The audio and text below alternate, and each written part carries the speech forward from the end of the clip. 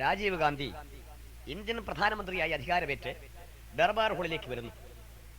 പഴക്കവും തളക്കവും പാരമ്പര്യവുമുള്ള പഴയ കോൺഗ്രസ് നേതാക്കൾ രാജീവിനെ വട്ടമിട്ടതെന്ന് അങ്ങനെ പാടി വർണ്ണിക്കുകയാണ്. ഭാരത് കാ നേതാ സർവലോകോ കാ നേതാ യുവലോകോ കാ നേതാ രാജീവ് ഗാന്ധി ഹൈ.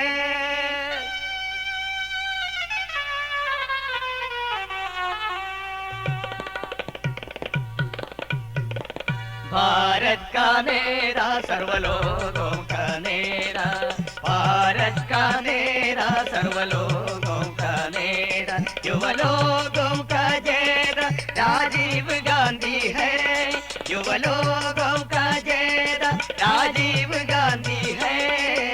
भारत का नेता सर्वलोकों का नेता.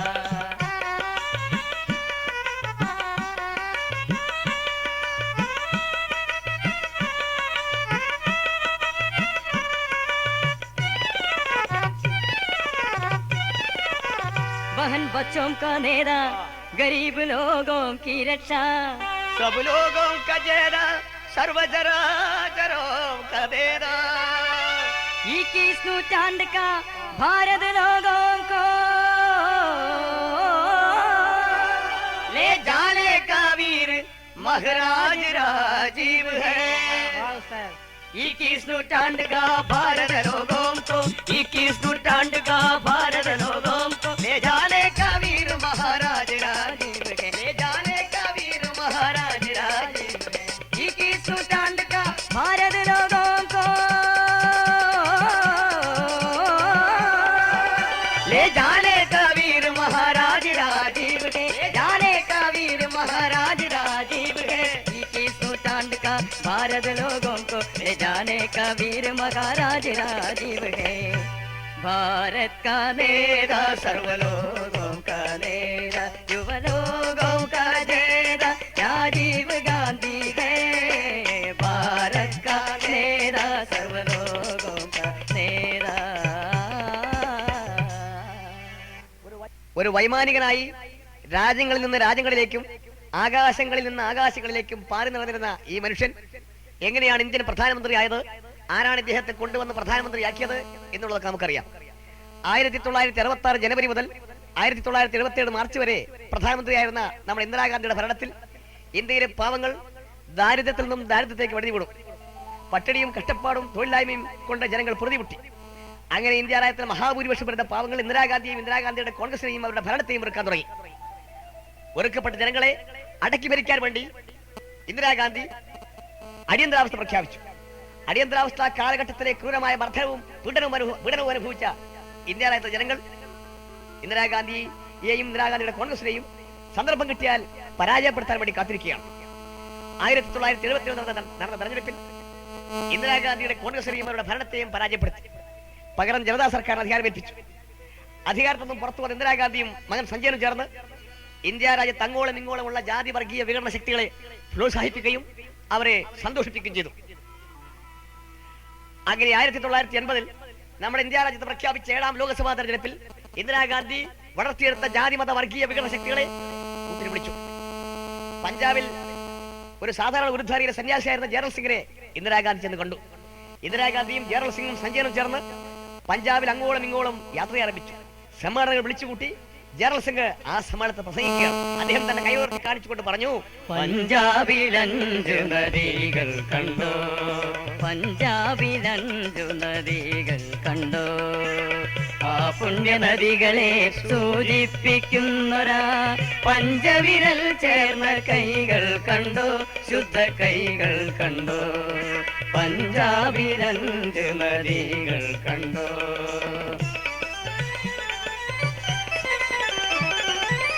സഞ്ജയ കുഞ്ഞിന്റെ 5 പരിപാടി, പ്രിയദർശിനിയുടെ 20 പരിപാടി.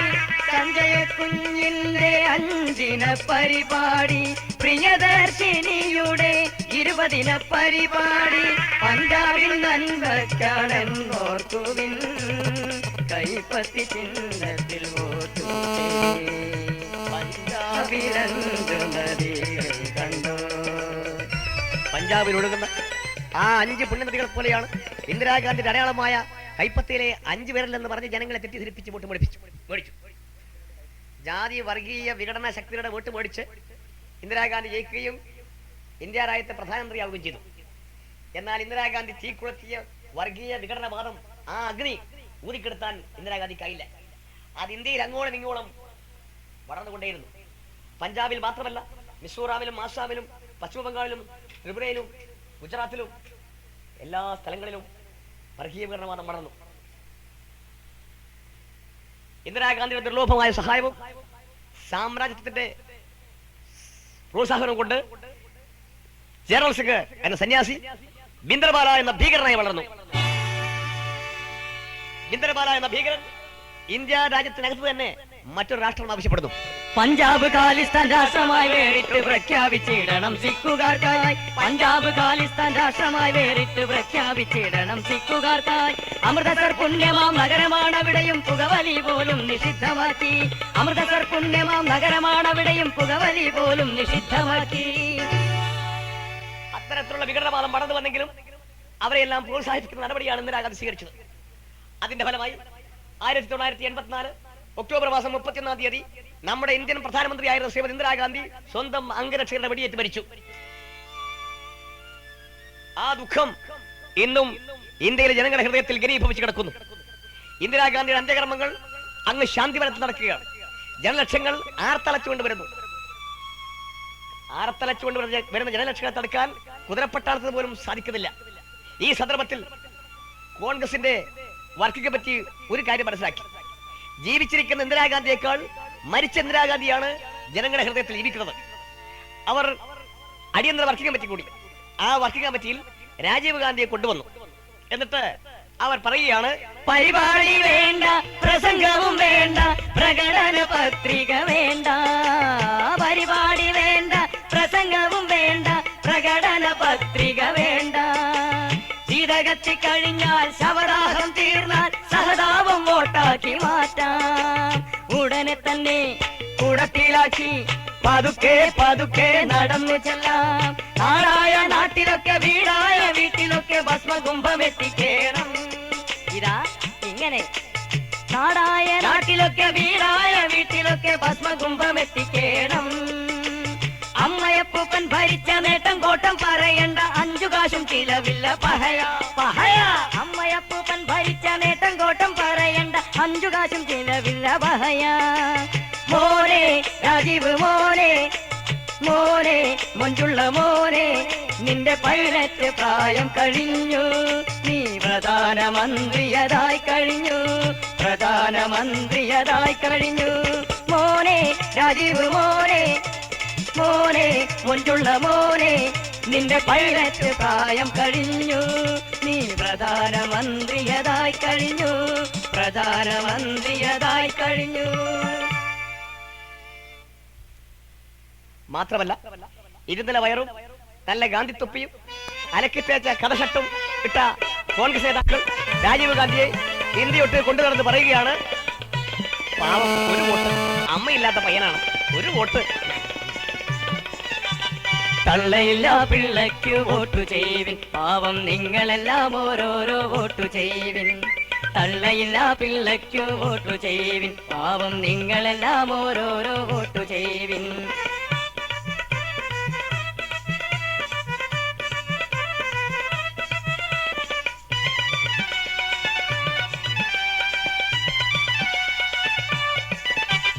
അഴിമതിക്കറ പുരളാത്ത കൈകളാണു രാജീവിന്റെ, അമ്മയാകും ഇന്ത്യയുടെ ബഹുമതി ചിഹ്നം.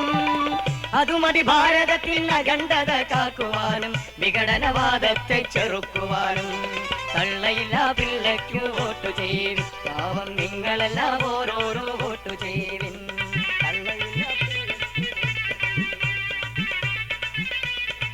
ഇന്ത്യ രാജ്യത്തിലെ വോട്ടർമാർ അവസാനമായി ഇന്ദിരാഗാന്ധിക്ക് വേണ്ടി ഓരോ വോട്ട് നൽകി. അങ്ങനെയാണ് രാജീവ് ഗാന്ധി 5-4 ഭൂരിപക്ഷത്തിൽ ജയിച്ച് പ്രധാനമന്ത്രിയായത്. രാജീവ് ഗാന്ധി 5-4 ഭൂരിപക്ഷത്തിൽ ജയിച്ച് പ്രധാനമന്ത്രിയായതോടുകൂടി ശ്രീമാൻ എ കെ ആന്റണി അങ്ങ് ഡൽഹിയിൽ പറഞ്ഞെത്തി. എ കെ ആന്റണി മാത്രമല്ല, ഇന്ത്യ രാജ്യത്തിന്റെ സ്വാതന്ത്ര്യ സമരത്തിൽ പങ്കെടുത്ത് കൊടിയ മർദ്ദനങ്ങളും ജയിൽവാസവും അനുഭവിച്ച പഴയ കോൺഗ്രസ് നേതാക്കൾ ഉണ്ണിമേരി, വൈജന്തിമാല, സിൽക്കി സ്മിത മുതലായ നേതാക്കളും അങ്ങ് ഡൽഹിയിൽ പറഞ്ഞെത്തി. ശ്രീമാൻ എ കെ ആന്റണി രാജീവ് ഗാന്ധിയെ ഈ ലോകത്തിന് പരിചയപ്പെടുത്തുകയാണ്. കർത്താവനുഗ്രഹിച്ചു ആർക്കൊരാരംഭമാ രാജ്യത്തിൻ നന്മയ്ക്കായി രാജീവതരിച്ചു. സ്വർഗ സമാനമാം ഇന്ത്യ രചിക്കുവാൻ സ്വർഗപുത്രൻ പിറന്നു. യൗവനത്തിന്റെ പ്രതീകമാം സൗന്ദര്യ ദീപമീ മണ്ണിൽ തെളിഞ്ഞു. രാജീവ് ചെങ്കോലണിഞ്ഞു. സ്വർഗരാജം വരുന്നു. ഹല്ലേലൂയാ ഹല്ലേലൂയാ ഹല്ലേലൂയാ ഹല്ലേലൂയാ. ഇന്ത്യ രാജ്യത്തെ സ്വർഗമാക്കുവാനും വർഗീയ വിഘടനവാദത്തെ ചെറുക്കുവാനും അധികാരമറ്റ രാജീവ് ഗാന്ധി അമ്മ വളർത്തിയെടുത്ത ജാതി മത വർഗീയ വിഭാഗീയ ചിന്താഗതിക്കാരെയും ആ ശക്തിയെയും കൂട്ടുപിടിച്ചു. തന്റെ സ്വന്തം താല്പര്യം രക്ഷിക്കാൻ ജാതി മത വർഗീയ വിഘടനവാദികളെ രാജീവ് ഗാന്ധി കൂട്ടുപിടിച്ചു. ഹരിയാനയുടെയും പഞ്ചാബിന്റെയും പ്രശ്നം രാഷ്ട്രീയമായി പരിഹരിച്ചില്ല. സഖാവ് സൂർജിത്തിനെ പോലെയുള്ള വലിയ നേതാക്കളുടെ നിർദ്ദേശങ്ങൾ അദ്ദേഹം തള്ളിക്കളഞ്ഞു. രാജീവ് ലോങ്കോവാൾ കരാർ നടപ്പിലാക്കിയില്ല. ഒരു വർഗീയവാദിയായ ലാൽ ലങ്കയെ കൊണ്ടുവന്ന് മിസോറാമിലെ മുഖ്യമന്ത്രിയാക്കി. നമ്മുടെ ഇന്ത്യ രാജ്യം ജാതി വർഗീയ വിഘടനവാദികളുടെ കയ്യിൽ ഒരു കളിപ്പന്തായി മാറി. ശിഥിലീകരണ ചിത്രശക്തികൾ ഇന്ത്യ തകർക്കും വിഘടന ശക്തികൾ. ശിഥിലീകരണ ചിത്രശക്തികൾ ഇന്ത്യ തകർക്കും വിഘടന ശക്തികൾ. ജാതി വർഗീയ ശക്തികൾ മതമൗലികത യാഥാസ്ഥികവാദികൾ. ജാതി വർഗീയ ശക്തികൾ മതമൗലികത യാഥാസ്ഥികവാദികൾ. ഇവയെ വളമിട്ടു ലാളിച്ചു പോറ്റുന്നു ഇന്നീ നാടു ഭരിക്കുന്ന കോൺഗ്രസ്. ഇവയെ വളമിട്ടു ലാളിച്ചു പോറ്റുന്നു ഇന്നീ നാടു ഭരിക്കുന്ന കോൺഗ്രസ്. സകല ജാതി മത വർഗീയ വിഷച്ചെടികളും വളരുന്നത് ഈ കോൺഗ്രസ് ആകുന്ന കുപ്പയിലാണെന്ന് എല്ലാവർക്കും ബോധ്യമായി. സർവ്വ വിഷച്ചെടികളും വളരുന്നത് ഈ കോൺഗ്രസ് ആകുന്ന കുപ്പയിലാണെന്ന് ഇന്ത്യ രാജ്യത്തിൽ മഹാഭൂരിപക്ഷം വരുന്ന ആളുകൾക്ക് ബോധ്യപ്പെട്ടു. താൻ അധികാരമേറ്റാൽ 6 മാസം കൊണ്ട് പഞ്ചാബിന്റെ പ്രശ്നം പരിഹരിക്കുമെന്ന് വീമ്പിളക്കിയ രാജീവ് ഗാന്ധി ഭരണം ആരംഭിച്ച് മാസങ്ങൾ പിന്നിട്ടിട്ടും ആ പ്രശ്നം പരിഹരിച്ചില്ല എന്ന് മാത്രമല്ല, അങ്ങ് പഞ്ചാബിലെ പ്രശ്നങ്ങൾ കൂടുതൽ വഷളായി. അങ്ങ് പഞ്ചാബിൽ ഓടുന്ന ബസ്സുകൾ തടയിട്ടു നിർത്തുന്നു. കേറുന്നു ഭീകരർ കണ്ണു നീട്ടുന്നു. ഓടുന്ന ബസ്സുകൾ തടയിട്ടു നിർത്തുന്നു. കേറുന്നു ഭീകരർ കണ്ണു നീട്ടുന്നു. നൂറുകണക്കിൽ മനുഷ്യരെ വരി നിർത്തി നിറതോക്കി നിരയാക്കി ചുരുട്ടുകരിക്കുന്നു. നൂറുകണക്കിൽ മനുഷ്യരെ വരി നിർത്തി നിറതോക്കി നിരയാക്കി ചുരുട്ടുകരിക്കുന്നു. ഖാലിസ്ഥാൻ സിന്ദാബാദ് ആർത്തു വിളിക്കുന്നു. കലിതുള്ളി ഭീകരർ താണ്ഡവമാടും. ഖാലിസ്ഥാൻ സിന്ദാബാദ് ആർത്തു വിളിക്കുന്നു. കലിതുള്ളി ഭീകരർ താണ്ഡവമാടുന്നു. മാരുതിക്കാരിലും ബൈക്കിലും ട്രക്കിലും ചോരക്കൊതിയന്മാർ ഓടി നടക്കുന്നു. മാരുതിക്കാരിലും ബൈക്കിലും ട്രക്കിലും ചോരക്കൊതിയന്മാർ ഓടി നടക്കുന്നു. പഞ്ചാബിൽ ഹോളിയില്ല, പെരുന്നാളില്ല, ഉത്സവമില്ല, ആഘോഷമില്ല. വെടിമരുന്നിന്റെയും ബോംബിന്റെയും പുക മാത്രം. വെടിയുടെ ശബ്ദം കേട്ട് പിഞ്ചു കുഞ്ഞുങ്ങൾ സ്തബ്ധരാകുന്നു. അച്ഛനമ്മമാർ നഷ്ടപ്പെട്ട കുട്ടികൾ, ഭാര്യ നഷ്ടപ്പെട്ടവർ, ആൺതുണ നഷ്ടപ്പെട്ട സഹോദരിമാർ. ഇവിടെയും ദീനരോധനം, ജീവന് വേണ്ടിയുള്ള കഞ്ചൽ. നേരം പുലരുന്നതുവരെ ജീവിക്കുമോ എന്നാർക്കും ഒരു നിശ്ചയമില്ല. എപ്പോഴാണ് ഭീകരന്മാർ വരുന്നത്, കൂട്ടത്തോടുകൂടി വെടിവെച്ച് കൊല്ലുന്നത് എന്നാർക്കും പറയാനാവില്ല. മനസാക്ഷി മരവിക്കാത്തവരെ, വർഷം എത്രയായി നമ്മുടെ രാജ്യത്തിന്റെ ഒരു സംസ്ഥാനമായ പഞ്ചാബിൽ ഇത് ആരംഭിച്ചിട്ട് ഊർജിത്തിന്റെ രാജീവ് ഗാന്ധിക്ക് ഇവരെ പറ്റി ചിന്തിക്കാൻ നേരമില്ല. ഇവരെ പറ്റി മാത്രമാണോ? ഇന്ത്യ രാജ്യത്ത് മഹാഭൂരിപക്ഷം വരുന്ന പാവങ്ങളെ പറ്റി ചിന്തിക്കാൻ അദ്ദേഹത്തിന് നേരമില്ല. അദ്ദേഹം നമ്മളും തമ്മിൽ എന്ത് ബന്ധം? മുമ്പങ്ങോ വിമാനത്തിലൂടെ സഞ്ചരിക്കുമ്പോൾ പുഴുക്കളെ പോലെ കുറെ ആളുകളെ കണ്ടു എന്നല്ലാതെ അദ്ദേഹം നമ്മളും തമ്മിൽ യാതൊരു ബന്ധവുമില്ല. രാജീവ് ഗാന്ധിയുടെ ഭരണം മാസങ്ങൾ പിന്നിട്ടു. ഇന്ത്യ രാജ്യത്ത് ഒരു പ്രശ്നവും അദ്ദേഹം പരിഹരിച്ചില്ല എന്ന് മാത്രമല്ല, ജാതി മത വർഗീയ വിഘടനവാദികളെ അദ്ദേഹം വളർത്തിക്കൊണ്ടേയിരുന്നു. അതിന്റെ പ്രതിഫലനം നമ്മുടെ ഗ്രാമപ്രദേശത്തേക്കും വരാൻ തുടങ്ങി.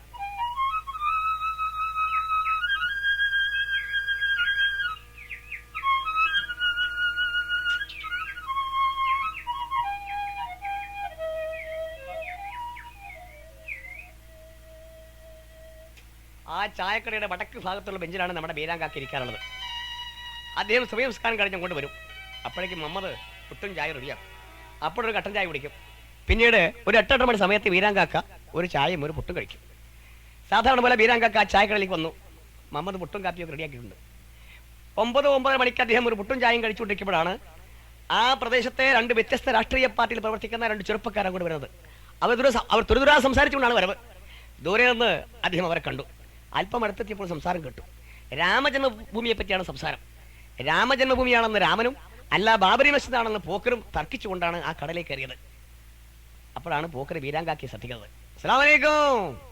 വലൈക്കും സലാം റഹ്മത്തുള്ളാഹി വബറകാതുഹു. അല്ല മക്കളെ, ആ തർക്കം ഇനി കഴിഞ്ഞിട്ടില്ലേ? നിങ്ങൾ 2 കൂട്ടരും ഇച്ചാത്ര വോട്ട് ചെയ്ത് ഒരു പെട്ടിക്കാണല്ലോ. വീരാങ്കാക്ക, വോട്ട് വേറെ പള്ളി വേറെ. അതിനെ അപ്പം ഞങ്ങളും പറഞ്ഞു അതൊന്ന് വേറെ വേറെ ആയി കിട്ടാൻ നമ്മളെ രാജ്യത്തുള്ള സകല കുഴപ്പം തീരും മക്കളെ. അല്ല വീരാങ്ക, നിങ്ങൾ കേട്ടില്ലേ? നമ്മളെ പള്ളി പട്ടാളത്തിന് നിർത്തിയിട്ടല്ലേ രാജീവ് ഗാന്ധി എന്തൊക്കെ കൂട്ടുകൊടുത്തത്? നിങ്ങൾ കേട്ടില്ലേ? ഓക്കറെ, ഇന്നെ അങ്ങോട്ട് ഒഴിവായിക്കളാം കേട്ടോ രാമ. നിങ്ങൾ 2ആളും ഈ ഭരണ വിഷയം നമ്മളെ രാജ്യത്ത് കുഴപ്പും മുസീബത്തും കൊല്ലും കൊല്ലം ഉണ്ടാക്കാൻ വേണ്ടി നിങ്ങളെ 2 കൂട്ടർ നേതാക്കളും കൂടി പടച്ചു വിട്ടൊരു മുസീബത്താണ്. അല്ല, അങ്ങനെ ഉണ്ടല്ല, നിങ്ങൾ 2 കൂട്ടർ നേതാക്കളും കൂടി പടച്ചു വിട്ടൊരു മുസീബത്താണ് നിങ്ങൾ ഈ പറഞ്ഞത്. അത് നമ്മളെ കേരള രാജ്യമായതുകൊണ്ട് തർക്കമില്ല. വേറെ എവിടെയെങ്കിലും ആയിരുന്നെങ്കിൽ നിങ്ങൾ 2ആളും തലയും കാണൂല കേട്ടോ നമ്മതേ. ഇതേമാതിരി നമ്മളെ നെഹ്റു ജീവിച്ചിരിക്കുന്ന കാലത്തൊരു തർക്കം വന്ന് രാമജന്മഭൂമിയാണ് അല്ല അത് ബാബരി മസ്ജിദാണ് പറഞ്ഞ തർക്കം വന്ന് 2 കൂട്ടരും കൂടി കത്തിയും വാളെടുത്തു. അതിന് വാദനല്ലേ?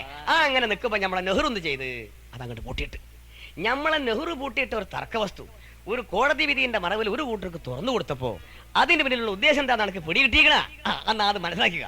ഹിന്ദുമത മൗലികവാദികളെ ഒന്നായി സ്വന്തമാക്കി നിർത്തി വോട്ടു നേടാൻ, ഹിന്ദുമത മൗലികവാദികളെ ഒന്നായി സ്വന്തമാക്കി നിർത്തി വോട്ടു നേടാൻ ചിന്തിച്ചില്ലേതുമേ അൽപ്പനാം രാജീവ് ശ്രീരാമഭൂമിയായി പ്രഖ്യാപിച്ചു. ചിന്തിച്ചില്ലേതുമേ അൽപ്പനാം രാജീവ് ശ്രീരാമഭൂമിയായി പ്രഖ്യാപിച്ചു. അല്ല വീരാങ്കാക്ക, അതല്ലേ ഞങ്ങളെ രാജീവ് ഗാന്ധി നിങ്ങളെ മുസ്ലിങ്ങൾക്ക് ജീവനാംശമില്ലാണ്ട് പാസ്സാക്കി തന്നത്? അമ്മതെ, നമ്മളെ രാമൻ കോൺഗ്രസ് ആണെങ്കിലും ഒരു സത്യം പറഞ്ഞു. നമ്മളെ കരുണാകരനെക്കാട്ടും നല്ല കോൺഗ്രസ്. അതെങ്ങനെയാ വീരാങ്കാക്ക?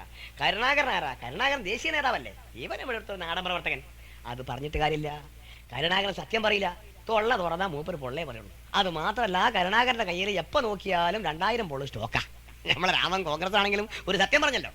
മോനെ രാമ, ജീവനാംശമില്ലല്ല, ജീവനാംശ നിരോധനമില്ല. മുമ്പ് കെട്ടിത്തീർത്ത പെണ്ണുങ്ങൾക്ക് കേസ് കൊടുത്ത് ചെലവിന് വാങ്ങിക്കൊടുക്കുക എന്നുള്ള നിയമം ഉണ്ടായിരുന്നു. ആ നിയമം എടുത്തു കളഞ്ഞു നമ്മളെ രാജീവ് ഗാന്ധി. അപ്പോ അത് എനിക്ക് മനസ്സിലായി മമ്മ, ഏത് ബില്ലേ? ഭർത്താവ് മൊഴി ചൊല്ലി ഗതിമുട്ടി കഴിയുന്ന മുസ്ലിം സഹോദരിമാർ അനുഭവിക്കുന്നൊരു, ഭർത്താവ് മൊഴി ചൊല്ലി ഗതിമുട്ടി കഴിയുന്ന മുസ്ലിം സഹോദരിമാർ അനുഭവിക്കുന്നൊരു ജീവനാംശമെന്ന തുച്ഛമാശ്വാസത്തെ, ജീവനാംശമെന്ന തുച്ഛമാശ്വാസത്തെ രാജീവെടുത്തു കളഞ്ഞു കഷ്ടം.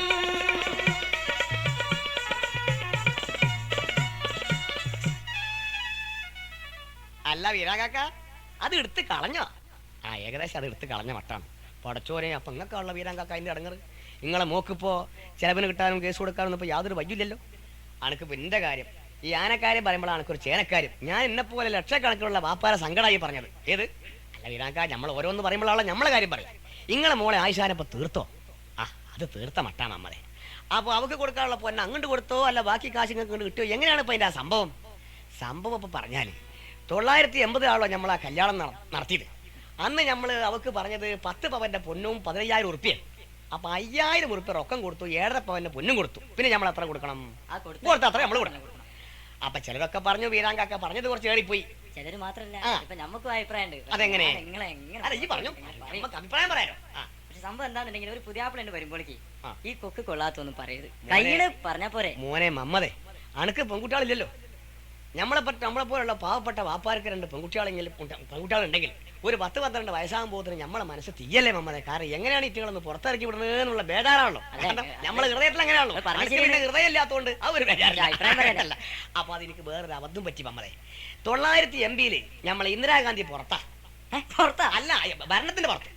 അങ്ങനെ അന്നാണ് ഇന്ദിരാഗാന്ധി ഇടപെടി തോറും റോഡ് തോറും പ്രസംഗിച്ച് നടന്നത്. അങ്ങനെ പ്രസംഗിച്ച് നടന്ന കൂട്ടത്തിൽ നമ്മളെ നിലമ്പൂരും വന്ന് ആര്? ഇന്ദിരാഗാന്ധി. എന്നിട്ട് ഇന്ദിരാഗാന്ധി നമ്മൾ ഉമ്മപെങ്ങന്മാരെ മുഖത്ത് നോക്കി ഒരു പ്രസംഗം നടത്തി. ആ പ്രസംഗം കേൾക്കാൻ ഞാനും പോയിരുന്നു. ഇന്ദിരാഗാന്ധി പ്രസംഗിച്ചു. പെൺമക്കളെ പെറ്റോരമ്മമാരെ പൊന്നിൻ മിന്നു കൊടുക്കാൻ കഴിയാത്തോരേ, കണ്ണീരും കയ്യുമായി കഴിയുന്നോരേ എന്റെ സോദരിമാരെ പൊന്നമ്മമാരെ.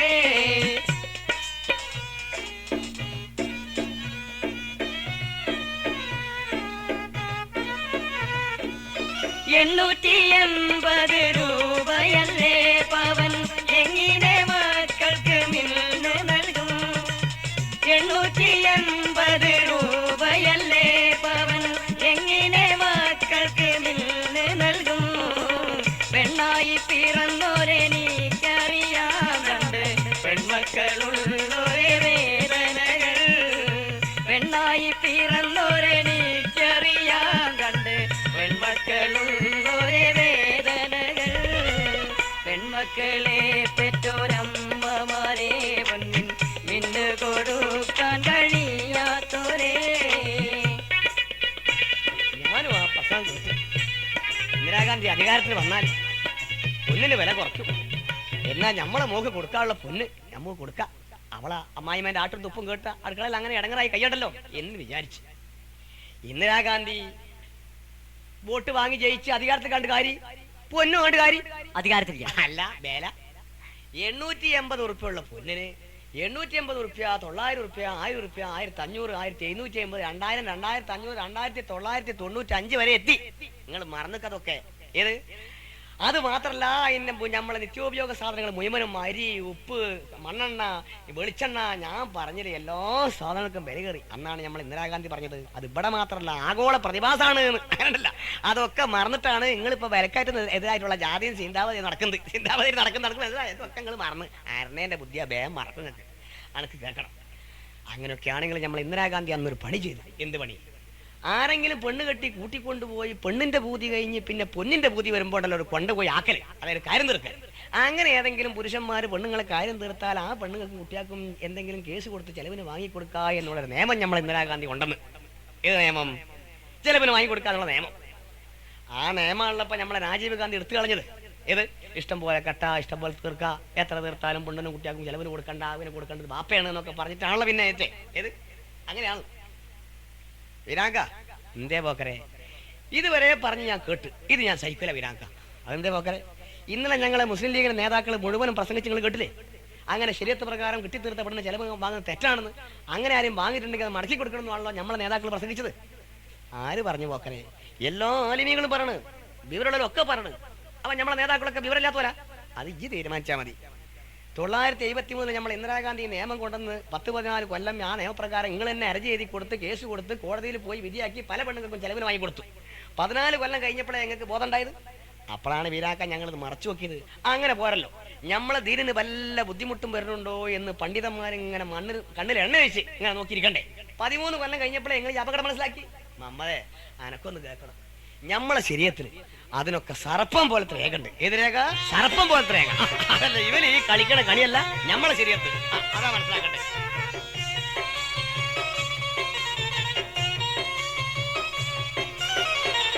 മുസ്ലിം ശരീഅത്തിൽ പറയുന്നുണ്ട്, മുത്തഖീങ്ങളായുള്ളോർക്ക് കടമയുണ്ട്. മുസ്ലിം ശരീഅത്തിൽ പറയുന്നുണ്ട്, മുത്തഖീങ്ങളായുള്ളോർക്ക് കടമയുണ്ട്. മുതലിൽ ഒരു പങ്ക് കൊടുത്തവൾക്ക് മനസ്സ് സുഖത്തോടെ തിരിച്ചയക്ക്. മുതലിൽ ഒരു പങ്ക് കൊടുത്തവൾക്ക് മനസ്സ് സുഖത്തോടെ തിരിച്ചയക്ക്.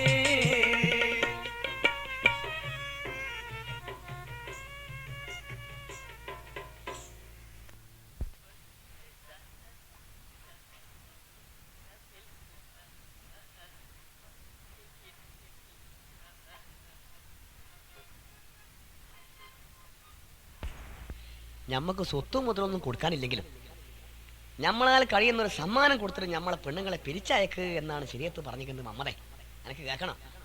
എന്താണ് അതിന്റെ അർത്ഥം? നിനക്ക് തിരിഞ്ഞിക്കണോ? അവരാണ് തള്ളിക്കളാന്നല്ല പിരിച്ചയക്കുന്ന. എങ്ങനെ? സന്തോഷത്തോടു കൂടി. ഞാൻ ഒരു ഉദാഹരണം ചോദിക്കട്ടെ എന്നോട്. 8-10 കൊല്ലം നമ്മളെ കൂടെ നിന്ന് ഞമ്മക്ക് 2 മക്കളെയും പറ്റി തന്നാൽ നമ്മളെ പെണ്ണുങ്ങൾ പിരിഞ്ഞു പോകുമ്പോൾ അവർക്ക് എന്ത് തന്നെ കൊടുത്താലും ഓല മനസ്സ് സന്തോഷപ്പെടുവോ? മമ്മതേ ഇജ്ജ് പറയാ. അപ്പൊ ഈ ചെറുക്കൻ പറയണ സംഗതി ആലോചിച്ച അപ്പനും ഉമ്മയും പങ്ങളുണ്ടോ? നമ്മളമ്മയും ഉമ്മാനെയും പങ്ങളെയും തെരുവിലേക്ക് ഉണ്ടാകാനുള്ള ഈ ചെറുക്കൻ പറയുന്നത് പാടച്ച റബ്ബേ എനിക്ക് വയസ്സായി അന്നൊക്കെ ഞാൻ ഇന്റെ ആരോടാ വീരാക്കങ്ങൾ പറഞ്ഞു. ഓൻ പോയിട്ട് എത്ര നേരായി? ഓൻ പോയാ? ഓനിതാ ഈ ഓലവാതിലും കടന്നത് ആ ബാർബർ ഷാപ്പിൽ എത്തി. ഓൻ അങ്ങണ്ട പോലും. ഓൻ വെറുതെ ചൂടാക്കല്ലേ നിങ്ങൾ. അല്ല ആലോചിച്ച് ചോദിക്കാം മമ്മതേ വായിറ്റ് കുട്ടികളൊരു വർത്താനേ ആർക്കാരും ചൂടാവില്ലേ? നമ്മളമ്മാനെയും പങ്കളിയാണല്ലോ. ഓൻ അരക്കാശ് കൊടുക്കാതെയാണ് തള്ളിക്കളാന്ന് പറഞ്ഞത്. അപ്പൊ അതാണ് ഞാൻ പറഞ്ഞത്, നമ്മളെ ശരീരത്തിൽ കളിക്കാനുള്ളതല്ല. ഏതായാലൊക്കെ നല്ല സർപ്പം പോലത്തെ രേഖ ഉണ്ട്. എന്താ ചെയ്യാം മമ്മതേ, നമ്മളെ രാജ്യം.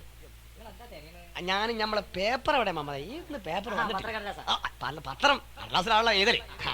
നമ്മളെ ദേശായിമാർ ഇന്ന് വന്നിട്ടില്ലേ? കൊണ്ടായാ അത് ഓല് കൊണ്ടുപോകും. കാരണം ഓല് കട്ട് കൊണ്ടുപോകുമ്പോൾ കൊണ്ടുപോലെ കായ് കൊടുത്തോല് വാങ്ങൂല.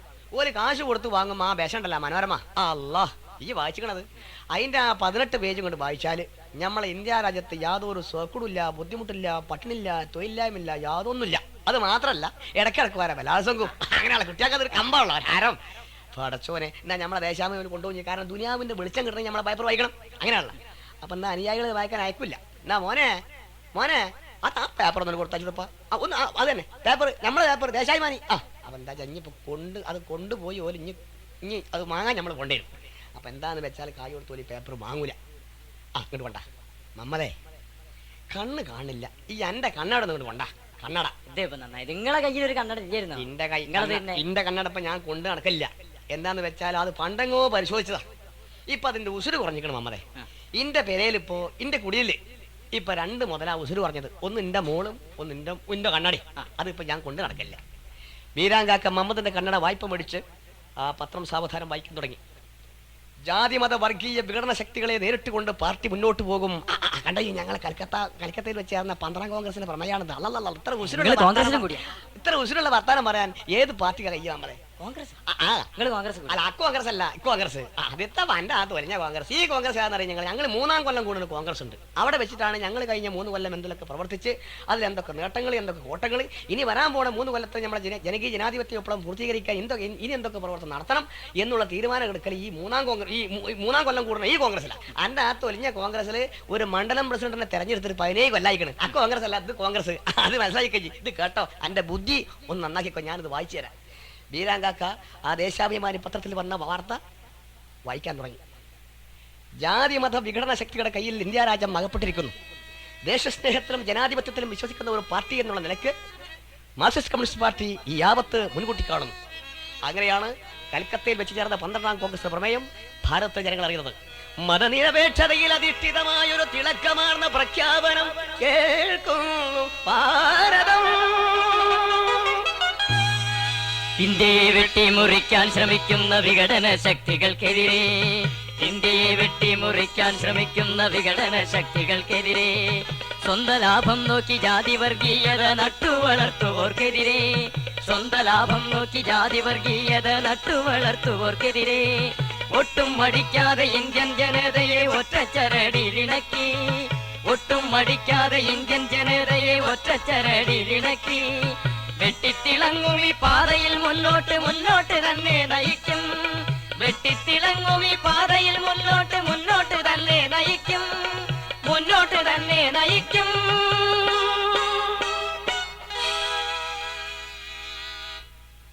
ഈ പ്രഖ്യാപനം ജനാധിപത്യ വിശ്വാസികളും സമാധാനം ആഗ്രഹിക്കുന്നവരും സ്വാഗതം ചെയ്തു.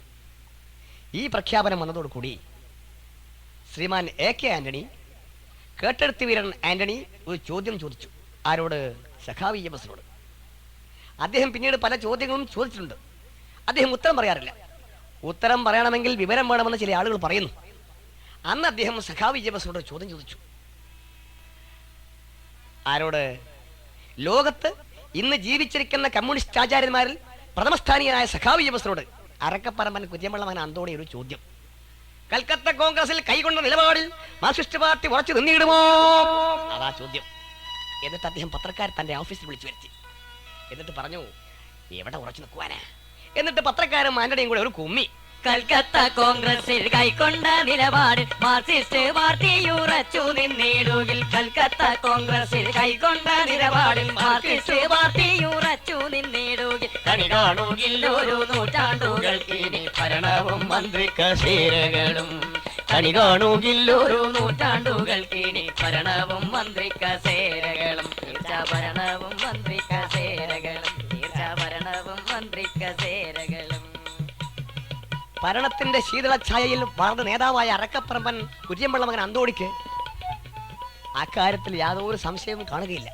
എന്നാൽ ഇന്ത്യ രാജ്യത്ത് അർപ്പണബോധത്തോടെയും മഹാത്യാഗത്തിലൂടെയും കെട്ടിപ്പടുത്ത മഹാപ്രസ്ഥാനം കമ്മ്യൂണിസ്റ്റ് പ്രസ്ഥാനത്തിന്റെ general secretary CPIM general secretary Elamkulam മനക്കിൽ ശങ്കരൻ നമ്പൂതിരിപ്പാട് അർത്ഥസംഖ്യക്കിടയില്ലാത്ത വിധം പറഞ്ഞു, ആന്റണി, ഒരു നൂറ്റാണ്ടെന്നല്ലൊരായിരം വർഷങ്ങൾ ഭരണത്തിലേറാതെ നിൽക്കുകയും ഒരു നൂറ്റാണ്ടെന്നല്ലൊരായിരം വർഷങ്ങൾ ഭരണത്തിലേറാതെ നിൽക്കുകയും അണുമണിത്തൂക്കവും മാറ്റം വരുത്താതെ മതനിരപേക്ഷതയിൽ ഉറച്ചു നിൽക്കും.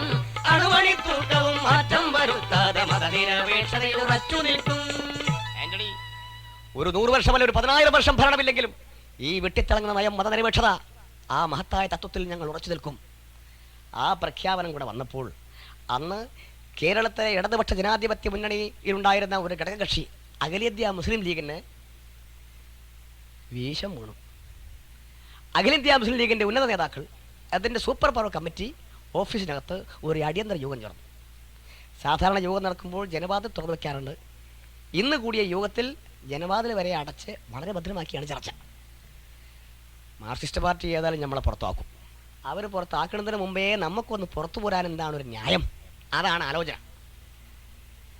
ഒരു നേതാവ് പറഞ്ഞു, ഇതാ 984 പറഞ്ഞതുപോലെയുള്ള ന്യായം പറയണ്ട, ആള് EMS സൂക്ഷിച്ചു വേണം. 984 കേരളത്തിലെ ഇടതുപക്ഷ മുന്നണി വിട്ടുപോകാൻ ആഗ്രഹമുണ്ടായിരുന്നു അഖിലേന്ത്യാ ലീഗിന്. അന്ന് അവർ ന്യായം കണ്ടുപിടിച്ചു. കോഴിക്കോട് ലോക്സഭാ മണ്ഡലം അവർക്ക് വേണം. അന്ന് ലോക്സഭാ തെരഞ്ഞെടുപ്പ് നടക്കുന്ന കാലമാണ്. കോഴിക്കോട് ലോക്സഭാ മണ്ഡലം ചോദിച്ചാൽ മാർക്സിസ്റ്റ് പാർട്ടിക്കാർ തരില്ല. എങ്കിൽ ആ ന്യായം പറഞ്ഞ് നമുക്ക് ഇടതുപക്ഷ മുന്നണി വിട്ടുപോരാമെന്നായിരുന്നു അവർ കരുതിയത്. അങ്ങനെ നേതാക്കൾ, അഖിലേന്ത്യാ ലീഗിന്റെ നേതാക്കൾ EMSനെ കണ്ടു. എന്താണ് വന്നത്? അവർ വന്ന കാര്യം പറഞ്ഞു. അഖിലേന്ത്യ എന്നൊരു പേരിലാണ് ഇപ്പൊ ഞമ്മളെ നിൽപ്പ്, അതുകൊണ്ട് തന്നെയൊരെന്തിയില്ലാതെന്തിനാണ് ഈ കോപ്പ്. അഖിലേന്ത്യ എന്നൊരു പേരിലാണ് ഇപ്പൊ ഞമ്മളെ നിൽപ്പ്, അതുകൊണ്ട് തന്നെയൊരെന്തിയില്ലാതെന്തിനാണ് ഈ കോപ്പ്. അതിനാലെ ഞങ്ങൾ കേൾക്കണം ഉറപ്പുള്ളതാമൊരു സീറ്റ്, അതിനില്ല തയ്യാറെങ്കിൽ തീർച്ച തന്നെ ഞങ്ങളെ പോക്ക്. അതിനാലെ ഞങ്ങൾ കേൾക്കണം ഉറപ്പുള്ളതാമൊരു സീറ്റ്, അതിനില്ല തയ്യാറെങ്കിൽ തീർച്ച തന്നെ ഞങ്ങളെ പോക്ക്. അഖിലേന്ത്യാ ലീഗ് ആണല്ലോ ഞങ്ങളെ പേര്. ഞങ്ങൾക്ക് അവിടെ ഡൽഹിയിൽ ഒരു MP ഇല്ല. ഒരു MP ഇല്ലെങ്കിൽ പിന്നെ എന്ത് അഖിലേന്ത്യ? അതുകൊണ്ട് ഈ തെരഞ്ഞെടുപ്പിൽ ഞങ്ങൾക്കൊരു ഉറച്ച സീറ്റ് വേണം. ഏതാണ് നിങ്ങളുടെ ഉറച്ച സീറ്റ്? ഞങ്ങൾക്ക് അങ്ങനെ ഉറച്ച സീറ്റൊന്നുമില്ല. നിങ്ങളെ ഒരു ഉറച്ച സീറ്റാണ് നമുക്ക് വേണ്ടത്. ഏത് സീറ്റ് വേണം? ഞങ്ങൾക്ക് കോഴിക്കോട് ലോക്സഭാ മണ്ഡലമാണ് വേണ്ടത്. തരില്ല എന്ന് പറയുമെന്നായിരുന്നു പ്രതീക്ഷ. പക്ഷേ EMS പറഞ്ഞു, എടുത്തോളൂ. ഇടതുപക്ഷ ഐക്യം ഉറപ്പിച്ചു നിർത്താൻ ഏറ്റവും വലിയ വില കൊടുക്കേണ്ടി വന്ന പാർട്ടിയാണ് മാർക്സിസ്റ്റ് പാർട്ടി. കോഴിക്കോട് ലോക്സഭാ മണ്ഡലം അഖിലേന്ത്യാ ലീഗിന് കൊടുത്തു. നിർഭാഗ്യത്തിന് തോറ്റുപോയി. ആ കാര്യമാണ് ഇന്ന് കൂടിയ സൂപ്പർ പവർ കമ്മിറ്റി ചർച്ച ചെയ്തത്. അതുകൊണ്ട് 84 ചോദിച്ചതുപോലെ ചോദിക്കരുത്. നമ്മൾ ചോദിച്ചാൽ മാർക്സിസ്റ്റ് പാർട്ടിക്ക് തരാൻ കഴിയാത്ത സാധനം ചോദിക്കണം. അതിപ്പോൾ എന്താ തരാൻ കഴിയാത്ത സാധനം? അത് നമുക്കറിയാം. ഒരു നേതാവ് എഴുന്നേറ്റ് പറഞ്ഞു, ശരിയത്ത് തന്നെ. അതും ഒരു പക്ഷേ EMS പഠിച്ചിട്ടുണ്ടാവും. അതൊരു കാര്യം ചെയ്യാം, നമുക്ക് അങ്ങോട്ട് കയറിയാൽ EMSനോടാണ് പറയാം, ശരിയത്തിൽ നമ്മൾ നിങ്ങളും കൂടി ശരിയാവില്ല എന്ന് പറയാം, ഇവിടെ ഇറങ്ങിപ്പോരാ, മറുപടിക്ക് കാത്തുക്കണ്ട. അങ്ങനെ തീരുമാനിച്ച് അഖിലേന്ത്യാ ലീഗിന്റെ നേതാക്കൾ സഖാവ് EMSനെ വീണ്ടും കണ്ടു. അവർ പറഞ്ഞു, ശരിയത്ത് സംവാദത്തിൽ നിങ്ങളെടുത്തിടും നിലപാട് ശരിയല്ല എന്നതിനാലെ ഞങ്ങൾ തീർത്തിടും നിലപാട്. തരപ്പെട്ട മറ്റൊരു കാരണം കാണാതെ പെട്ടൊരുപാട് അറിഞ്ഞിടുമോ റഹ്മാനെ നാളെയ നമ്പൂതിരിപ്പാട്. ശരിയത്ത് സംവാദത്തിൽ നിങ്ങളും ഞങ്ങളും യോജിക്കില്ല എന്ന് പറഞ്ഞ് അഖിലേന്ത്യാ മുസ്ലിം ലീഗ് അന്ന് ഇടതുപക്ഷ ജനാധിപത്യ മുന്നണിയിൽ നിന്നും വിട്ടുപോന്നു. സഖാവ് EMS വീണ്ടും പറഞ്ഞു, എനിക്ക് ശരിയത്ത് അറിഞ്ഞുകൂടാ. 10ഉം 16ഉം വയസ്സായ പെൺകുട്ടികൾ 1ഉം 2ഉം കുട്ടികളെയും എടുത്ത് കോടതി വരാന്തയിൽ നിന്ന് തിരിയുന്നത് കണ്ടപ്പോൾ ഞാൻ പറഞ്ഞു പോയതാണ്. ഇങ്ങൾക്ക് അറിഞ്ഞാലും ശരി അറിഞ്ഞില്ലെങ്കിൽ ശരി ഞങ്ങൾ പോവാ. അഖിലേന്ത്യാ ലീഗ് ഇടതുപക്ഷ മുന്നണിയിൽ നിന്നും വിട്ടുപോയി. ഈ സന്ദർഭത്തിലാണ് നമ്മുടെ കേരളത്തിൽ തെരഞ്ഞെടുപ്പ് പ്രഖ്യാപിക്കുന്നത്. തെരഞ്ഞെടുപ്പ് പ്രഖ്യാപിച്ചതോടുകൂടി സകല ജാതി മത പിന്തിരിപ്പന്മാരും മാർക്സിസ്റ്റ് പാർട്ടിക്ക് നേരെ തിരിഞ്ഞു. മാർക്സിസ്റ്റ് പാർട്ടി അത് അവസാനിച്ചു. അത് ഈ തെരഞ്ഞെടുപ്പോട് കൂടി മാർക്സിസ്റ്റ് പാർട്ടി അവസാനിച്ചു. ചില പത്രക്കാരെഴുതി, കുത്തക പത്രങ്ങൾ എഴുതി, ഇതാ ഈ തെരഞ്ഞെടുപ്പോട് കൂടി മാർക്സിസ്റ്റ് പാർട്ടിയുടെ അവസാനത്തിന്റെ ആരംഭം കുറിച്ചിരിക്കുന്നു. മാത്രമല്ല അപ്പുറത്ത് നമ്മുടെ കരുണാകരന്റെ മുന്നണി അടിത്തറ അങ്ങനെ വികസിപ്പിച്ച് വലിയ അടിത്തറ.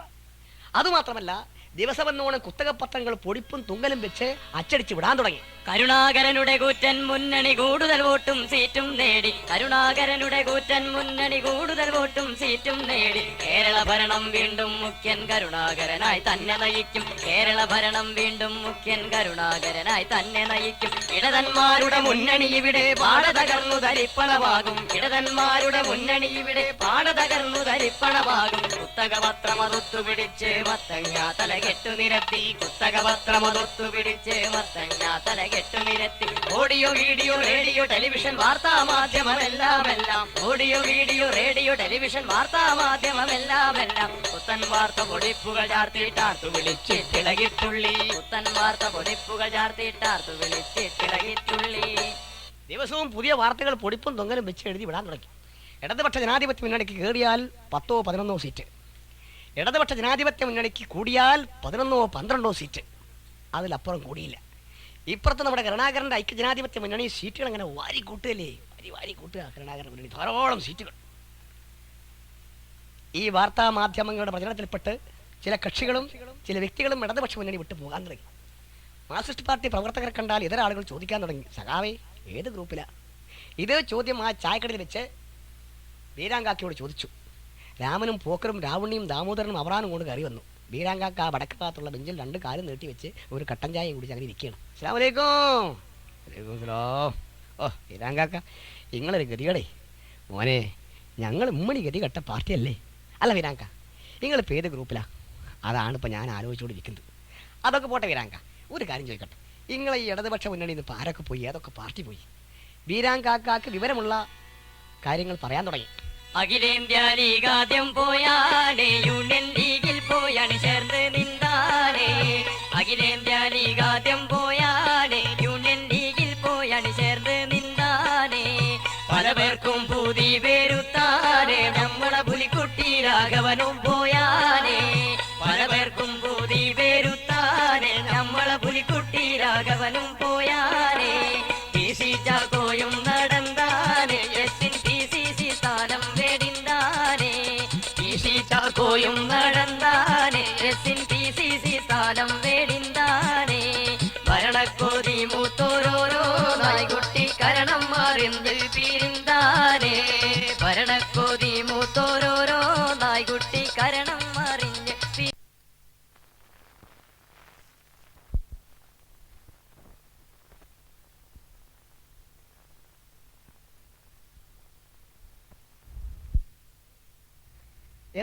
അതാ അല്ലാത്തല്ലേ ശരി.